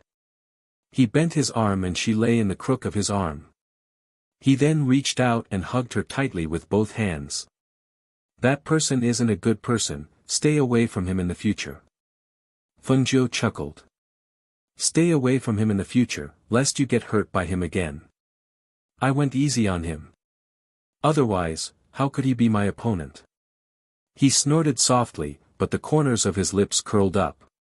He hugged the person in his arms and revealed a satisfied smile. Perhaps it was because he hadn't had a good rest recently, but he soon fell asleep while hugging Feng Jiu. Feeling his steady breathing, Feng Jiu smiled, nestled in his arms and closed his eyes. After not seeing him for so long, she missed him very much. She just didn't expect him to do this as soon as they met. It really made her angry and amused. Outside, Mo Chen, who had just entered the palace, was stopped by Ying Yi. Ying Yi looked at him, his voice flat, "Young Master Mo Chen, my master and the ghost doctor are resting, please come back later, young Master Mo Chen." Hearing this, Mo Chen's eyes flashed with surprise. He glanced inside and smiled, "That's fine." He didn't stay any longer and turned to leave. Not long after, Hui Lang walked over. Just as he was about to enter, he saw Ying Yi walk out. He waved his hand and called out with a grin, "Ying Yi, I'm back." Ying Yi glanced at him, "I saw you. How is master? How did he get hurt by young Master Mo Chen?" Is he all right? As he spoke, he stretched his head to look inside the palace to see if there was any sign of the ghost doctor. Chapter 1747. Oh, that's right, you must not have received the news. Hui Lang grinned. Even if you did, you wouldn't be as fast as us. Come, let's sit over there and I'll tell you. He put an arm around his shoulder and walked towards the stone chair in front. Let me tell you, Dong Yao has submitted to the ghost doctor. The two sat by the stone chair with a pot of tea and 2 plates of desserts. They talked about the submission of the Dong Yao Empire. In the evening, Feng Jiu got up first and left the room. When she saw Ying Yi and Hui Lang waiting outside, she asked, Ying Yi, how is the monarch's health? Has he gotten better recently? Ghost doctor, the monarch has taken the medicine sent by the ghost doctor. His health has improved, but he still can't cultivate. Hearing this, she nodded and said to Hui Lang, come with me to take a look. Okay. Hui Lang replied and walked out with her. The two of them went outside. After walking for a short distance, they saw Mo Chen, who was dressed in white and looked like an immortal, standing under a tree. It was unknown what she was looking at. Grey Wolf's mouth twitched when he saw this. He felt that Mo Chen had purposely come here to be a high-grade ghost doctor. Feng Jiu saw this and stopped in her tracks. She looked at the person by the tree and slowly walked up to him. What are you looking at?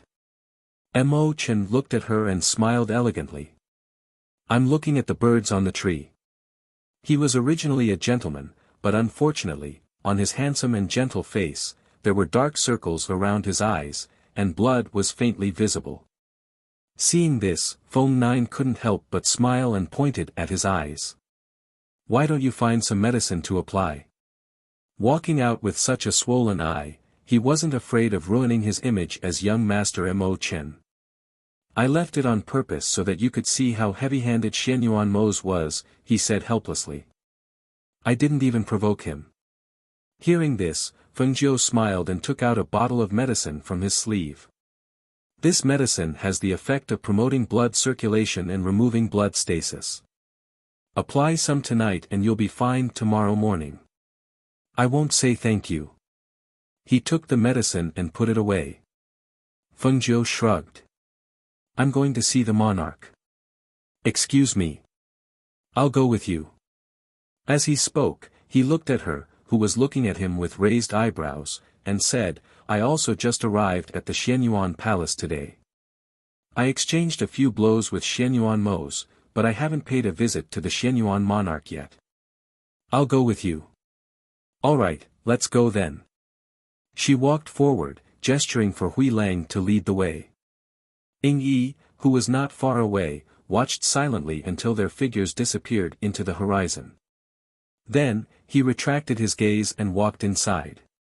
When Xianyuan Mo's woke up, he saw that Feng Jiu, who was beside him, was already gone. He got out of bed and stretched. He felt that his sleep was very comfortable and deep, and the fatigue in his body seemed to have lessened quite a bit. When he walked out, he saw that Ying Yi was waiting outside, but Feng Jiu was nowhere to be seen. He asked, where is she? Master, the ghost doctor went to the monarch's place, Ying Yi reported. How long has she been gone? He looked at the sky and asked. About the time it takes for a stick of incense to burn. Hui Lang accompanied her, but halfway there, they met young Master Mo Chen and seemed to have gone together, Ying Yi said. Hearing this, Xianyuan Mo's raised his eyebrows and walked out, heading straight for his imperial father's palace.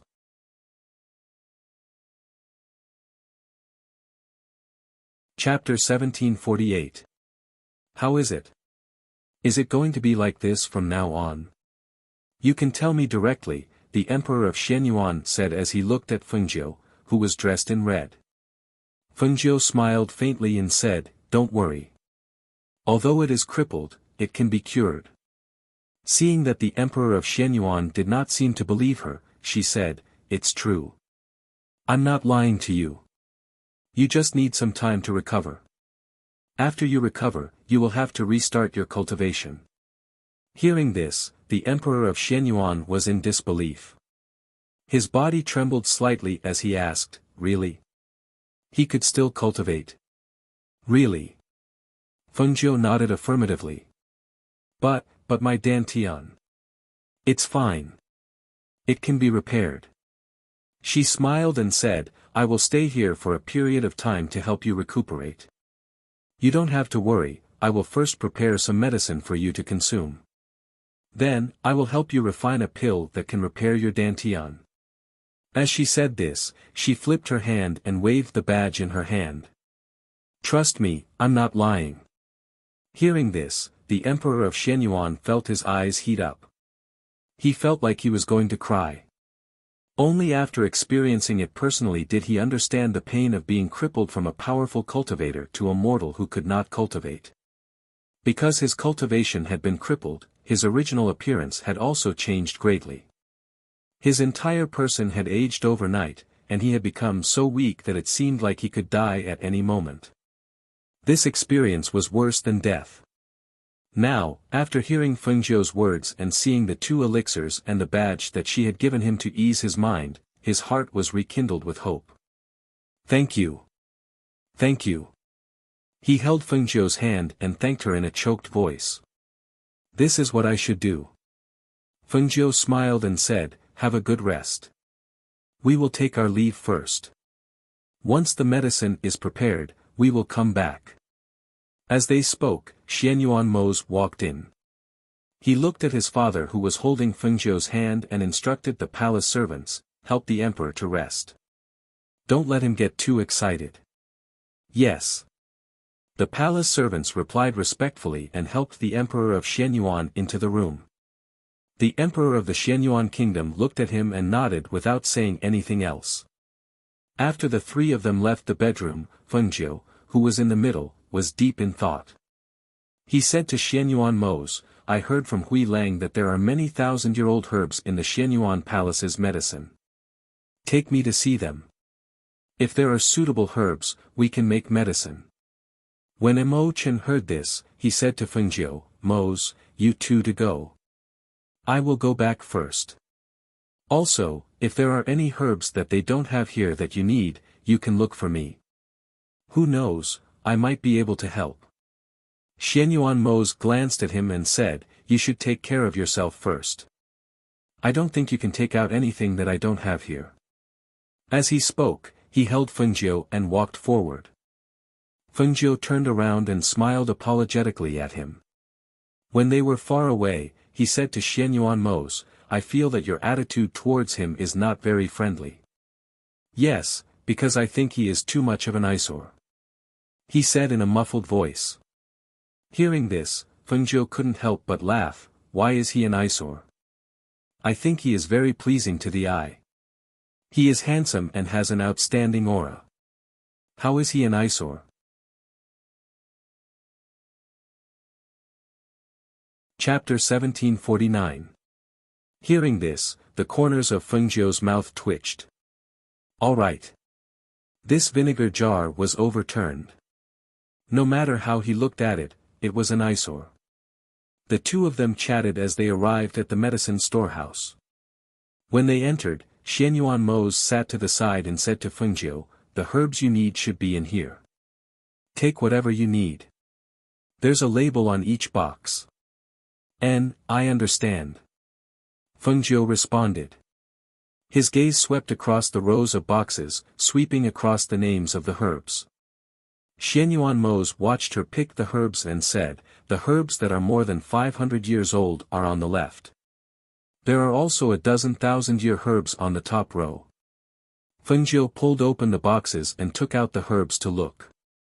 He put away the ones that were suitable. He then made 2 packets of herbs and handed them to Xianyuan Mose. Before I make the medicine, boil this for your imperial father. Boil 2 bowls of water until it's half full. Xianyuan Mose took a look and asked, is it done? We can go now. Then let's go. I've already asked someone to make your favorite dishes. It's getting late, so everything should be ready. He stepped forward and took her hand, leading her away. The guards of the medicine storehouse locked the doors again and stood guard by the door. When they were outside, Xianyuan Mose handed the 2 packets of herbs to Ying Yi and gave him some instructions. Then, he and Fengjiu went to the palace. When they arrived, they saw that someone had already ordered food to be served. "Invite Mo Chen to eat with us." Fengjiu looked at him with a smile. "He's a guest, how can we be rude?" Xianyuan Mose originally wanted to say something, but when he saw her smiling eyes looking at him, he didn't say anything and just sat there. When Leng Hua, who was standing behind Fengjiu, saw this, he smiled and said, "Then I'll invite him." Then, he turned around and left. Looking at the table full of her favorite dishes, Fengjiu couldn't help but feel hungry. These days, if she wasn't cultivating, she was on the road, so she rarely had the chance to eat her favorite food. Now that she saw a table full of her favorite foods, she felt extremely warm. "This is spiritual wine, drink a small cup and taste it." Xianyuan Mose poured her a small cup of spiritual wine and gestured for her to taste. Fengjiu looked at the half-filled wine cup and the corner of his mouth twitched. "How can you taste anything with so little wine? How about a bigger cup?" Hearing this, he glanced at her. "Aren't you afraid of getting drunk? The after effect of this wine is very strong." Hearing this, she raised her eyebrows. "Strong alcohol. Let me try it." She picked up the wine cup and smelled it. The rich aroma of the wine wafted to her nose, mixed with a strong spiritual aura. Just by smelling the wine, she knew that this was an excellent wine. She took a small sip and the mellow aroma of the wine spread from the tip of her tongue. The spiritual aura flowed down her throat with the wine and spread throughout her body. With just a small sip, her entire abdomen warmed up. "How is it?" Xianyuan Mose's deep black eyes fell on her face and a trace of a smile flashed across his eyes. Looking at her expression, he knew that she was extremely satisfied with the wine. "It's very strong, there won't be a burning sensation, but it's different once it enters the stomach," Fengjiu said and took another sip before putting down the wine cup. Did he say that the after effect of this wine was very strong? With just 2 small sips, her entire body warmed up. This after effect was even stronger than the wine in her space. Chapter 1750.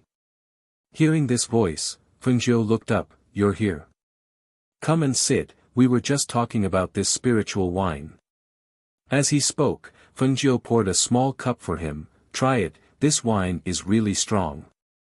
I only took a small sip and I felt my whole body warming up." "Oh. Then I'll have to try it." Mo Chen sat down beside Fengjiu and took a sip of the wine, then nodded. "Not bad, this should be an aged wine." Xianyuan Mose glanced at him, his gaze falling on his eyes that were still stained with blood. He felt strangely happy, and said, "Why didn't you apply medicine to your eyes? The color seems to have darkened quite a bit." Hearing this, Mo Chen looked at him and smiled. "I did, and it was Fengjiu's ointment. It's very cold, I was thinking of applying another layer at night when I rest." As he spoke, he paused and looked at Fengjiu. "The ghost doctor's ointment is very precious, I have to use it sparingly and keep the rest as a souvenir." Seeing the 2 bickering, Fengjiu smiled embarrassedly, and said to them, Come, eat quickly, before the food gets cold." As he spoke, he put some food into Xianyuan Mose's bowl. Seeing this, Xianyuan Mose's expression softened, but he didn't argue with Mo Chen. Instead, he put some food into Fengjiu's bowl. Knowing that she liked to eat salt and pepper prawns, he peeled a few for her. Seeing her greedily signal Ling Shuang to pour more wine, he said to her, "Don't drink too much wine, eat something to fill your stomach first." Mo Chen watched from the side, a trace of surprise flashing through his calm eyes. That's right, he never thought that the mighty Xianyuan Mose, who had always been in a position of power, who emitted a powerful and domineering aura from head to toe, would be so gentle and considerate towards the woman he loved. If he hadn't seen it with his own eyes, he wouldn't have believed that he would do something as simple as peeling the shrimp. He could not help but feel a little envious when he saw that the two of them did not need to speak much to communicate with each other. The two of them didn't talk much. Fengjiu was in charge of eating, while Xianyuan Mose was in charge of picking vegetables and peeling the shells. That kind of warm and natural happiness overflowed. Even a bystander like him could feel the warmth between the two of them. At this moment, he closed his eyes and slowly ate the food with his chopsticks. What he was thinking was that for a cultivator, life was too long. How lucky was Xianyuan Mose to be able to meet a person who is in love with you for the rest of your life. Mo Chen, I haven't asked you why you're here. Is something the matter? Fengjiu looked at Mo Chen who was eating and asked. He had already abstained from eating, so he only tasted the dishes on the table. However, she was different from him. Even though she had already abstained from eating, she still preferred to eat grains and meat. Just like the dishes on the table, the rice was spirit rice, the vegetables were spirit vegetables, and even the meat was spirit birds. Hearing this, Mo Chen looked at them and said, "Yes, there is something." As he spoke, he put down his chopsticks and took a sip of wine. Then, he said unhurriedly, "This time, I'm here to follow you. After you're done with your business here, you should be going to the upper continents, right? I can accompany you." "No need, I'll accompany her when the time comes," Xianyuan Mose said. He glanced at him and knew that this person was here to cause trouble.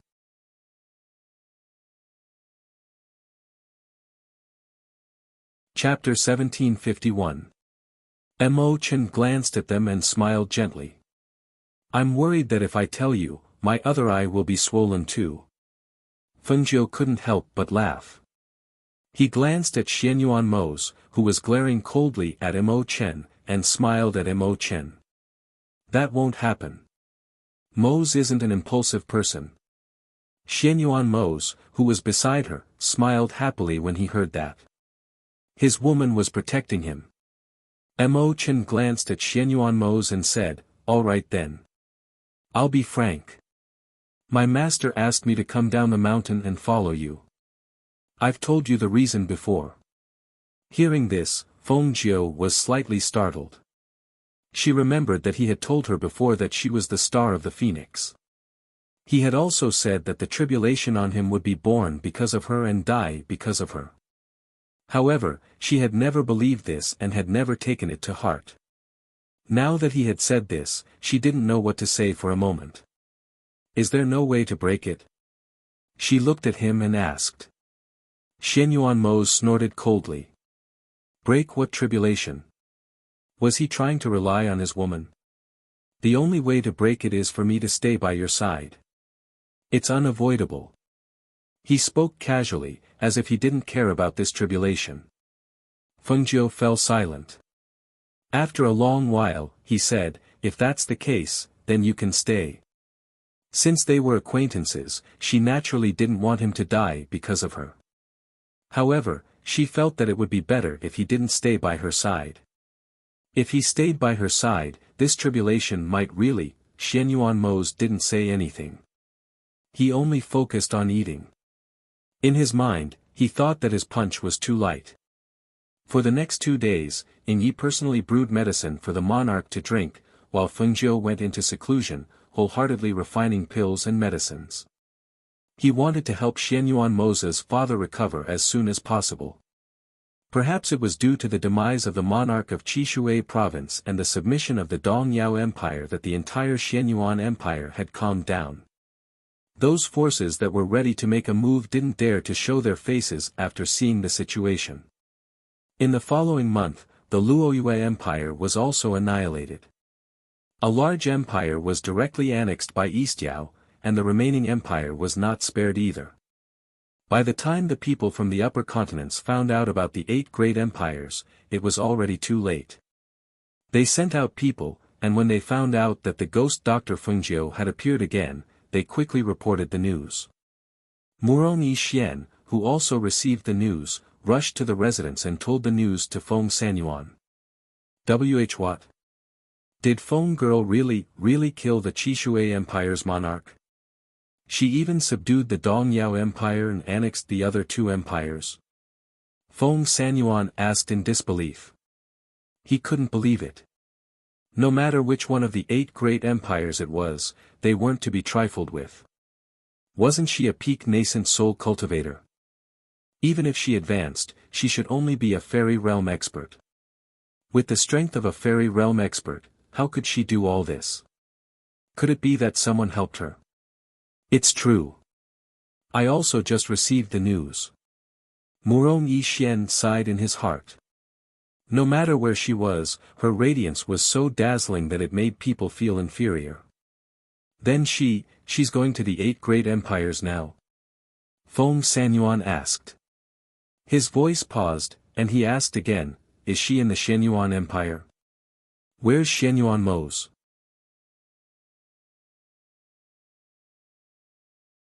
Chapter 1752. She's in Shenyuan Palace now. If we go now, we might be able to meet her. If we go later, I think she'll come to the upper continent. Murong Yixian said warmly. He thought of Fengjiu and her personality. He didn't need to ask to know that the upper continent's forces had destroyed the Phoenix dynasty that she had built up. This matter definitely wouldn't be settled just like that. Then what are we waiting for? I'll pack up immediately and bring Su Shi back. He rushed inside while shouting, Su Shi. Su Shi. Pack up quickly, we'll go back immediately. They had been here for so long. Although Murong Yixian had sent someone to send a message over, he didn't know if they had received it. It was better for them to go back and take a look. Moreover, their son was still there. The child was still so young. He wouldn't be at ease if they weren't by his side. Su Shi heard the voice and looked over. Seeing Murong Yixian there, she nodded at him, young Master Murong is here. She had just finished speaking when she was pulled into the room by Feng Sanyuan. Yixuan said that Feng Girl is now in Shenyuan Empire. Let's hurry back in case we can't meet her again. Hearing this, Su Shi smiled, all right, then we'll set off immediately. They didn't have many things so they could just pack up and leave. Thinking that her son was still there, she became excited when she heard that they were going back. She guessed that she hadn't seen her son for a long time. The child was still growing, so he should have grown a lot, right? Murong Yixian watched them go into the room and came out after a while. He walked up, Grandpa Feng, I'll send you back. After not seeing her for so long, he also wanted to see how she was doing. This. Feng Sanyuan hesitated and asked, is this appropriate? Will it delay your matters? No. He smiled warmly in response. Then I'll have to trouble you. Feng Sanyuan sighed in his heart. He knew that he wanted to go back and see Feng Girl. However, the past was the past. Even if he saw her, what could he do? Therefore, Murong Yixian took the bodyguard in black with him and boarded the flying ship together with them, heading towards the Shenyuan Empire downstream. On the other side, other than Fengjiu handing out some medicine for half a month, she had been in seclusion for an entire month and did not come out. During this period of time, Guan Shilin had returned with the Phoenix Guards. At the same time, the Emperor of Eastern Glory Empire had also arrived at the Shenyuan Empire. Another half a month passed. On this day, 3 heavenly thunders rumbled in the sky. The people guarding outside the alchemy room saw that after the 3 heavenly thunders fell, the entire palace was filled with a rich medicinal fragrance. It should be done, Guan Shilin said with a smile on his resolute face. I knew that there's nothing the ghost doctor can't do. Hui Lang said with a grin, feeling a little excited. This was a pill that could restore the Dantian. Needless to say, just this ability alone was enough to shock the world. In the cultivation world, a destroyed Dantian was equivalent to being crippled. Many cultivators who had their Dantian destroyed were like cripples. Now that there was this pill, as long as the news of this pill that could restore Dantian spread, the entire cultivation world would be shaken.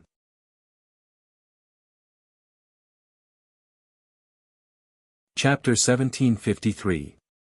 Xianyuan Mose waited quietly, listening to the conversations of the people around him. His gaze was fixed in front of him. After a while, he saw a red figure walking out from inside. Only then did he walk up to her. "You've been in seclusion refining pills for so long. Is your body all right?" he asked softly, looking at her tired face. "I'm fine. Look." She shook the bottle in her hand, revealing a joyful smile. "Look, I've refined it. There's hope for your father to recover his dantian." Hearing this, Xianyuan Mose didn't know what to say for a moment. He only felt his heart fill with bitterness. He knew that if that person wasn't his father, she wouldn't have locked herself in the pill refining room for almost 2 months just to refine this pill. Thousands of words turned into a sigh. He reached out and hugged her. "Go and rest first. I'll accompany you later." "All right." Fengjiu smiled in response, looking at Guan Shilin. "Brother, you're back." "We're back. Everything's done. Don't worry about anything." Guan Shilin smiled. "That's good. Is everyone all right?" she asked. "Yes, everyone's fine. Not a single person is missing." Luo Yu answered from the side. Hearing this, she nodded. "I won't talk much with you today. Tomorrow, let's celebrate tomorrow." "All right." Guan Shilin smiled in response, saying, "Then go and rest." Saying this, everyone retreated, making a path for them. Seeing Xianyuan Mose leave with her in his arms, they gathered together again to chat. "Master is amazing. He even refined this pill. Do you think he'll be able to refine a pill that can bring the dead back to life in the future?" Luo Yu said with a smile, his tone full of yearning. Beside him, Fan Lin heard this and said, "That shouldn't be possible. How can a pill that can bring the dead back to life be so easy to refine?" "In this world, the impossible can sometimes become possible," said Mo Chen. She glanced at the crowd, smiled, and then turned to leave. Everyone was deep in thought as they listened to his words. Then, they heard Guan Shilin's voice. "All right, let's go. I'll treat everyone to a drink." He patted them on their shoulders and led them away. The monarch of Dongyao Empire stood there awkwardly. He paused for a moment before following them. He was originally planning to return to the Dongyao Empire, but Guan Shilin dragged him here. His identity was a little awkward here, and he could only hope that he could explain things to Fengjiu in a couple of days before returning to Dongyao. On the other side, Xianyuan Mose, who had brought Fengjiu back to the palace, sat outside the room and waited. In the room, Fengjiu took a bath and changed into a red dress. After drying her hair, she walked out and sat down at the table. "Has anything happened recently? Are there any other forces in the upper reaches taking action?" "They sent some people over, but we took care of them. After a few batches of people, they quieted down and didn't take action again." Xianyuan Mose took the hair band she handed over and gently tied up her silky hair behind her back, leaving only 2 strands to fall on her cheeks. It added a charming and enchanting look to her already beautiful face.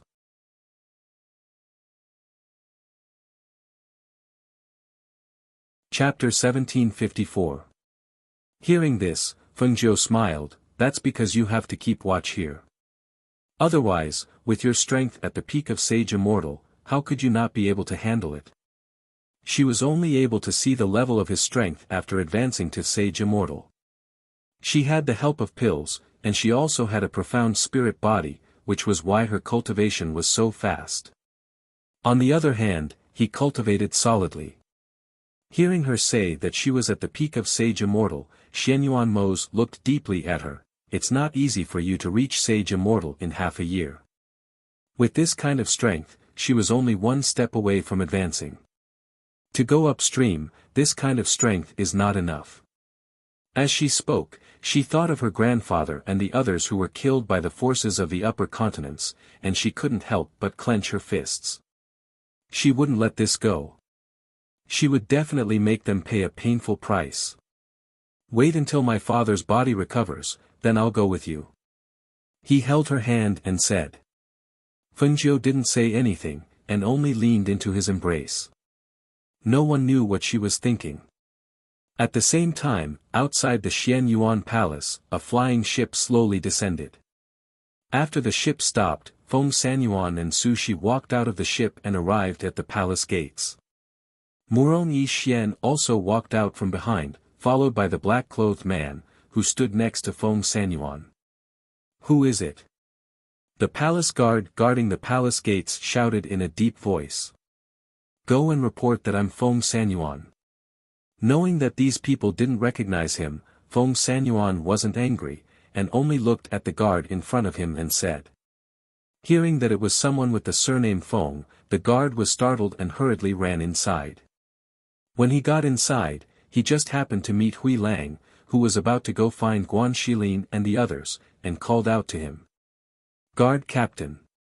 Hui Lang hummed a little tune and wanted to find Guan Shilin and the others to drink a few cups, but who knew that a guard would block his way? He immediately asked in displeasure, What are you doing? Have you grown bold? You dare block my way? No, Guard Captain, there are a few people outside, and one of them said he's called Feng Sanyuan. Please report to His Highness the Crown Prince and see if he wants to see him. The guard hurriedly said. Who knew that just as he finished speaking, Hui Lang's eyes widened in shock, as if he had seen a ghost. What did you say? Feng Sanyuan. He's really Feng Sanyuan. Did you hear wrong? How was this possible? Didn't the ghost doctor's grandfather and the others? You didn't hear wrongly. That's what that person said. They're waiting outside the palace. Before he could finish his sentence, he saw Grey Wolf dashing out of the palace, leaving him dumbfounded. Yes, fine, is he? Su Shi Feng Sen and the others, Feng Sanyuan was Yi Sen's, to the Sanyuan, to them, to the Stoc them to say, to Sanyuan shield. Sn to see, child, don't worry, it's fine. We can all live well, and Yi, must still be alive. Feng Sanyuan patted her hand and said. Murong Yishuan, who was standing behind them, heard this and his eyes flashed slightly, but he didn't say anything. Old Master Feng. Is it really you? Am I seeing things? Hui Lang quickly rushed over, and when he saw Feng Sanyuan, who looked like a man in his 20s or 30s, his eyes widened.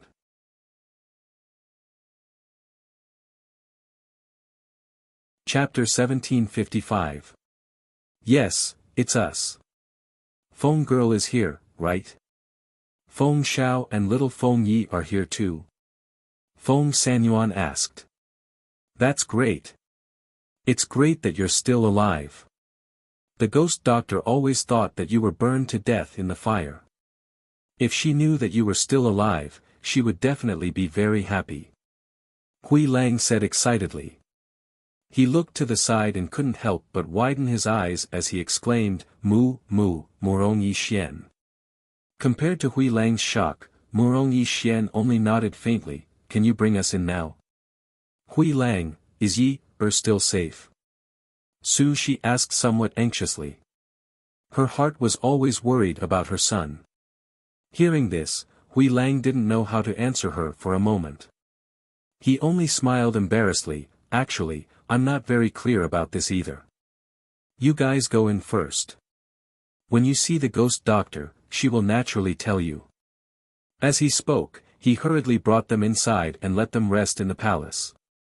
He then hurried to the back of the palace to find his master and the ghost doctor. Oh no, oh no. He rushed into the palace and saw the two people sitting next to each other. Instead of retreating as usual, he directly rushed forward.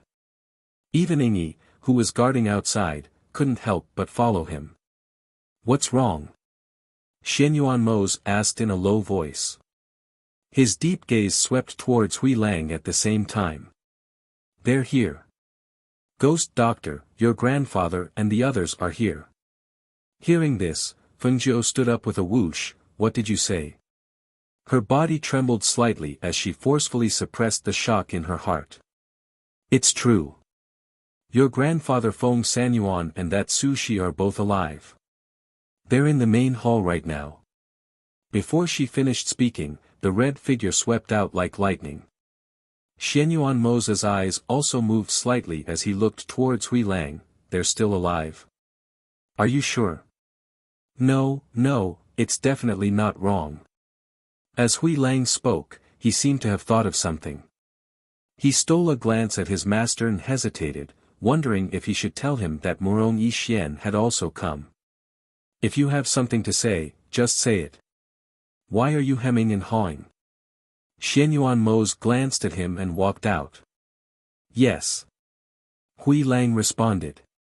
He thought for a while and said, Master, that Murong Yixian is also here. He came with old Master Feng and the others. When he finished speaking, he saw his master stop and turn around. Are you talking about Murong Yixian? Xianyuan Mo looked at him and asked with a thoughtful expression. Hui Lang nodded. Yes, that's him.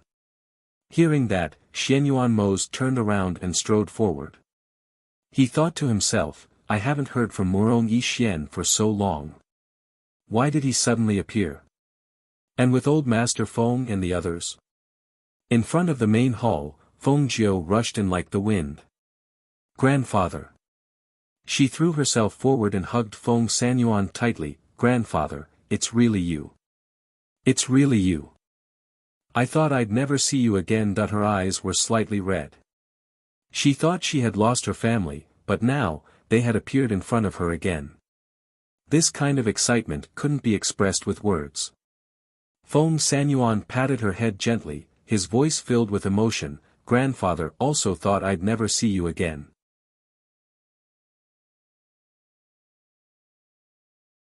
Chapter 1756. Xiao Jiu, where's Yi, Are Yi, and Yang okay? Su Shi asked worriedly.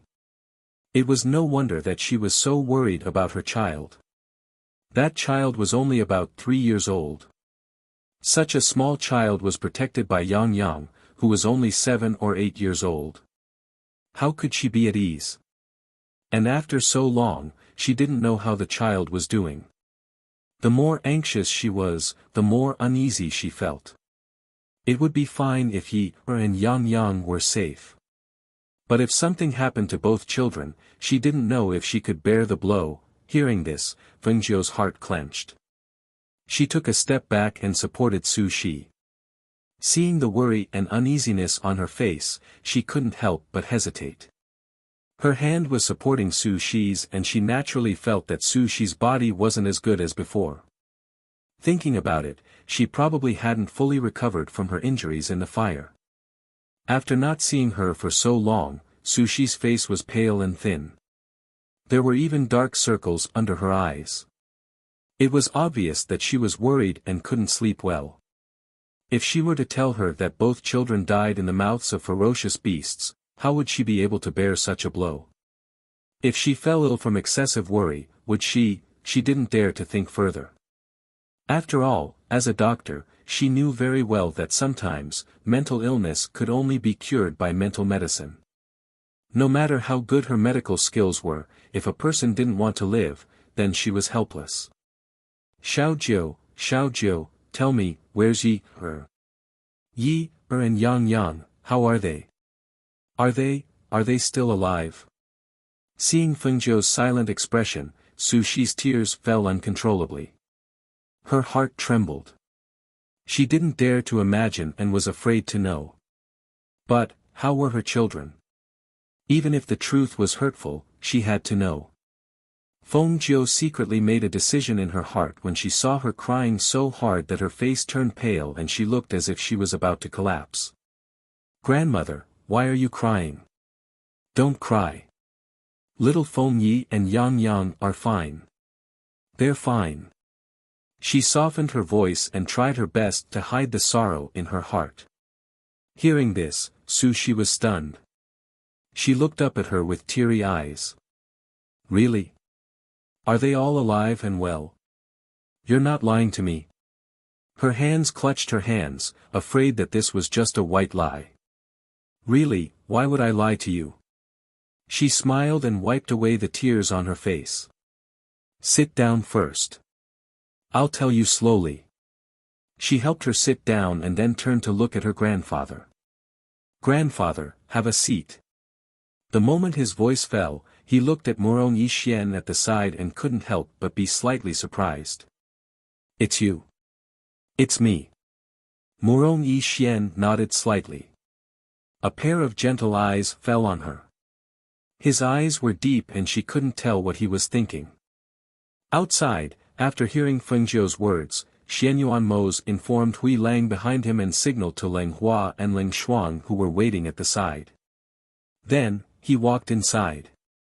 Sis, I'll go out for a while. Leng Hua said to Leng Shuang in a low voice and left with Hui Lang. Leng Shuang glanced at them and looked away.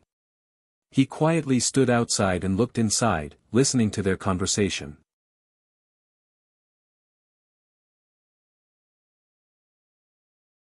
Chapter 1757. Mose, you're here. Sit. Feng Sanyuan gestured for him to sit.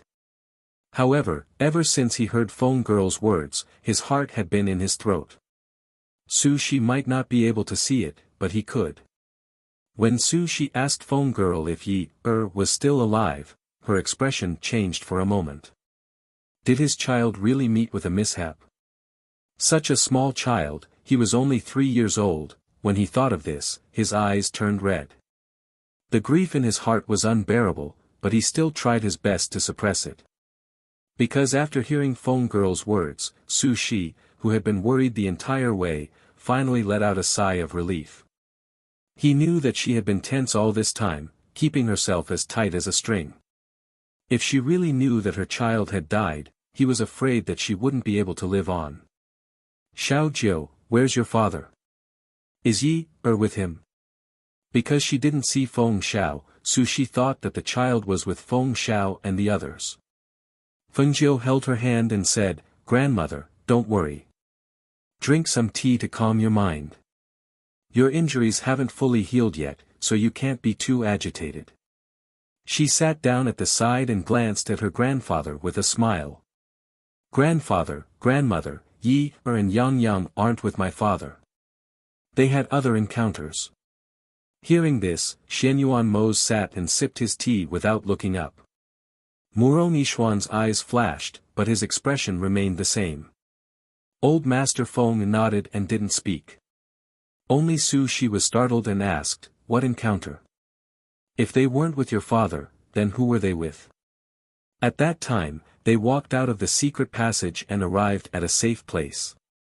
However, the two children were still young and the Feng guards didn't know of the existence of the secret passage. When we returned, it had already been some time. Feng Jiu's voice paused.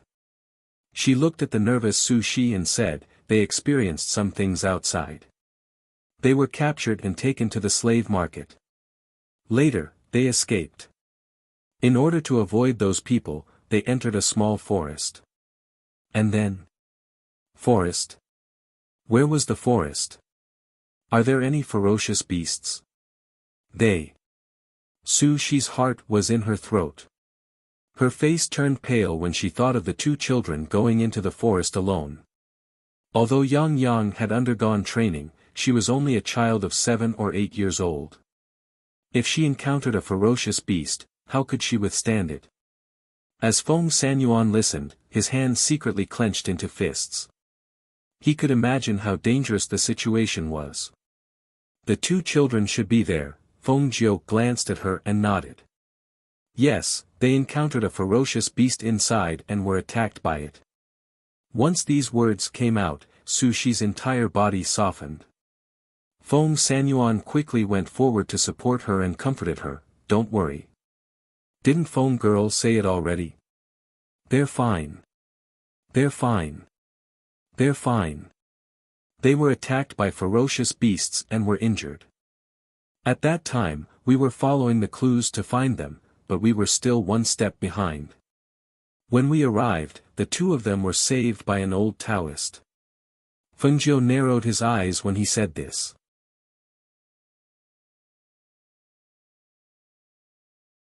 Chapter 1758. However, after she sent people to search for them, there was still no news. Then, it was very likely that they had been eaten by a beast.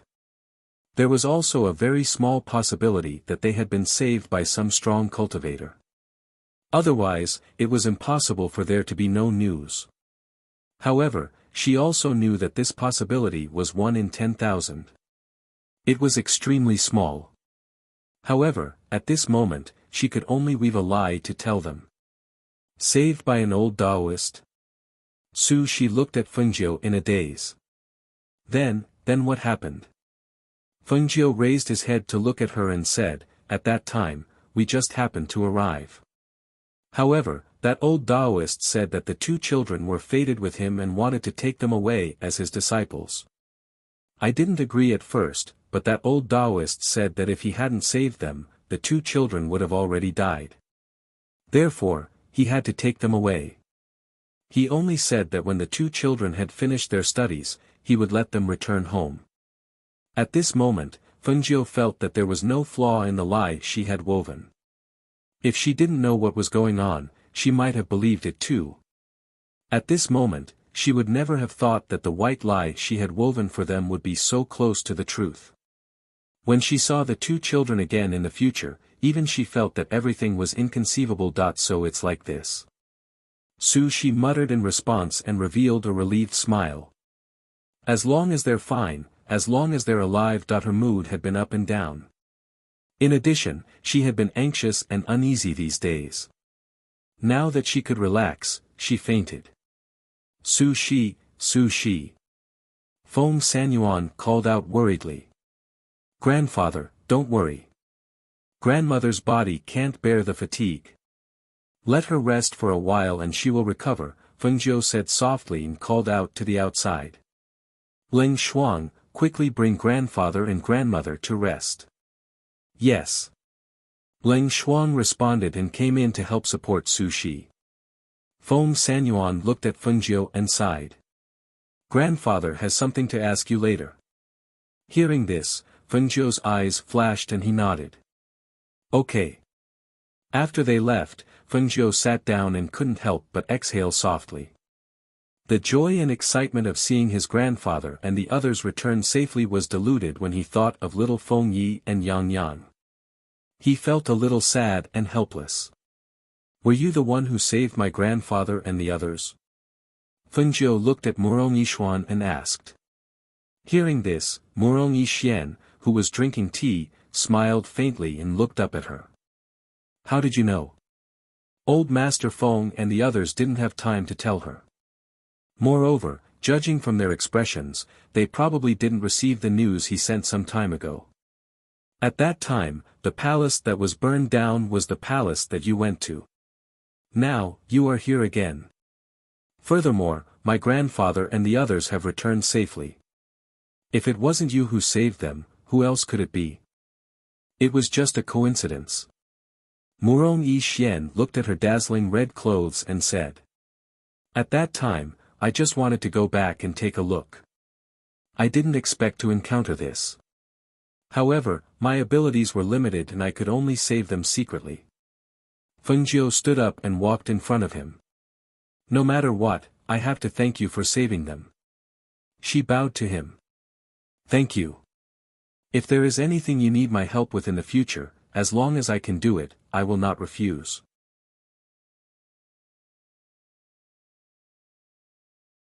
Chapter 1759. Murong Yishian glanced at Xianyuan Mose, then smiled at Fengjiu. He nodded and replied, "All right, if I need your help in the future, I'll look for you." Where is Master Murong now? Xianyuan Mose asked, his deep black eyes falling on him. Hearing this, Fengjiu's gaze also fell on Murong Yishian. There's been no news of you these past few years, where have you been? Seeing that his strength and cultivation had increased by a lot, it seemed that after he left, he had also had a fortuitous encounter. I'm now in a sect in the upper continent. He smiled and said slowly, after I met my master by accident, I left with him. These past few years, I've been in the upper continent and rarely come here. After chatting with him for a while, Fengzhou said to him, you must be tired from the journey. I'll have someone take you to rest. All right. He replied and stood up. Fengzhou looked outside and saw Leng Hua standing outside the door. He called out, Leng Hua, take Master Murong to the back hall to rest. Yes. Leng Hua replied and walked in. He gestured to Murong Yixian, Master Murong, please. After Murong Yixian left, Fengzhou looked at Xianyuan Mose, I have to tell Luo Yu and the others, so that grandfather and grandmother don't know the truth. Xianyuan Mose took her hand and sat down beside her, saying, I've already asked Hui Lang and Leng Hua to tell them. However, paper can't wrap fire. How long do you plan to hide it from them? Fengzhou was silent for a long time, then said, I'm worried that if I tell them, they won't be able to take it. I also know that I can't hide it for long, but now really isn't the best time to tell them. Then take it slow. He held her hand tightly, don't blame yourself too much. This isn't your fault. Fengzhou sighed softly, originally, I was very happy to see grandfather and the others come back alive. However, when I think of little Feng Yi, I feel upset. Xianyuan Mose didn't say anything and quietly accompanied her. After a while, he accompanied her to the Phoenix Guards to explain the situation to them. He wanted to get some information so that they wouldn't notice if something went wrong when they asked. After explaining, he remembered what her grandfather had said earlier. Fengzhou couldn't help but stop and looked at Xianyuan Mose beside him. Grandfather said that he had something to ask me. Do you think, could it be? It doesn't matter. If he asks, you tell him the truth. Said Mose, he should be able to bear it. Don, I don't think that this matter can s at him. Is. You mean that he's noticed? Xianyuan Mose nodded, he should have his suspicions. When you were talking earlier, your attention was all on your grandmother, so you didn't notice the change in your grandfather's expression. I'm guessing that he should have guessed something. Hearing this, Fengzhou fell silent. It turned out that her grandfather had already guessed it. I'll go with you. He hugged her and walked to the back of the hall.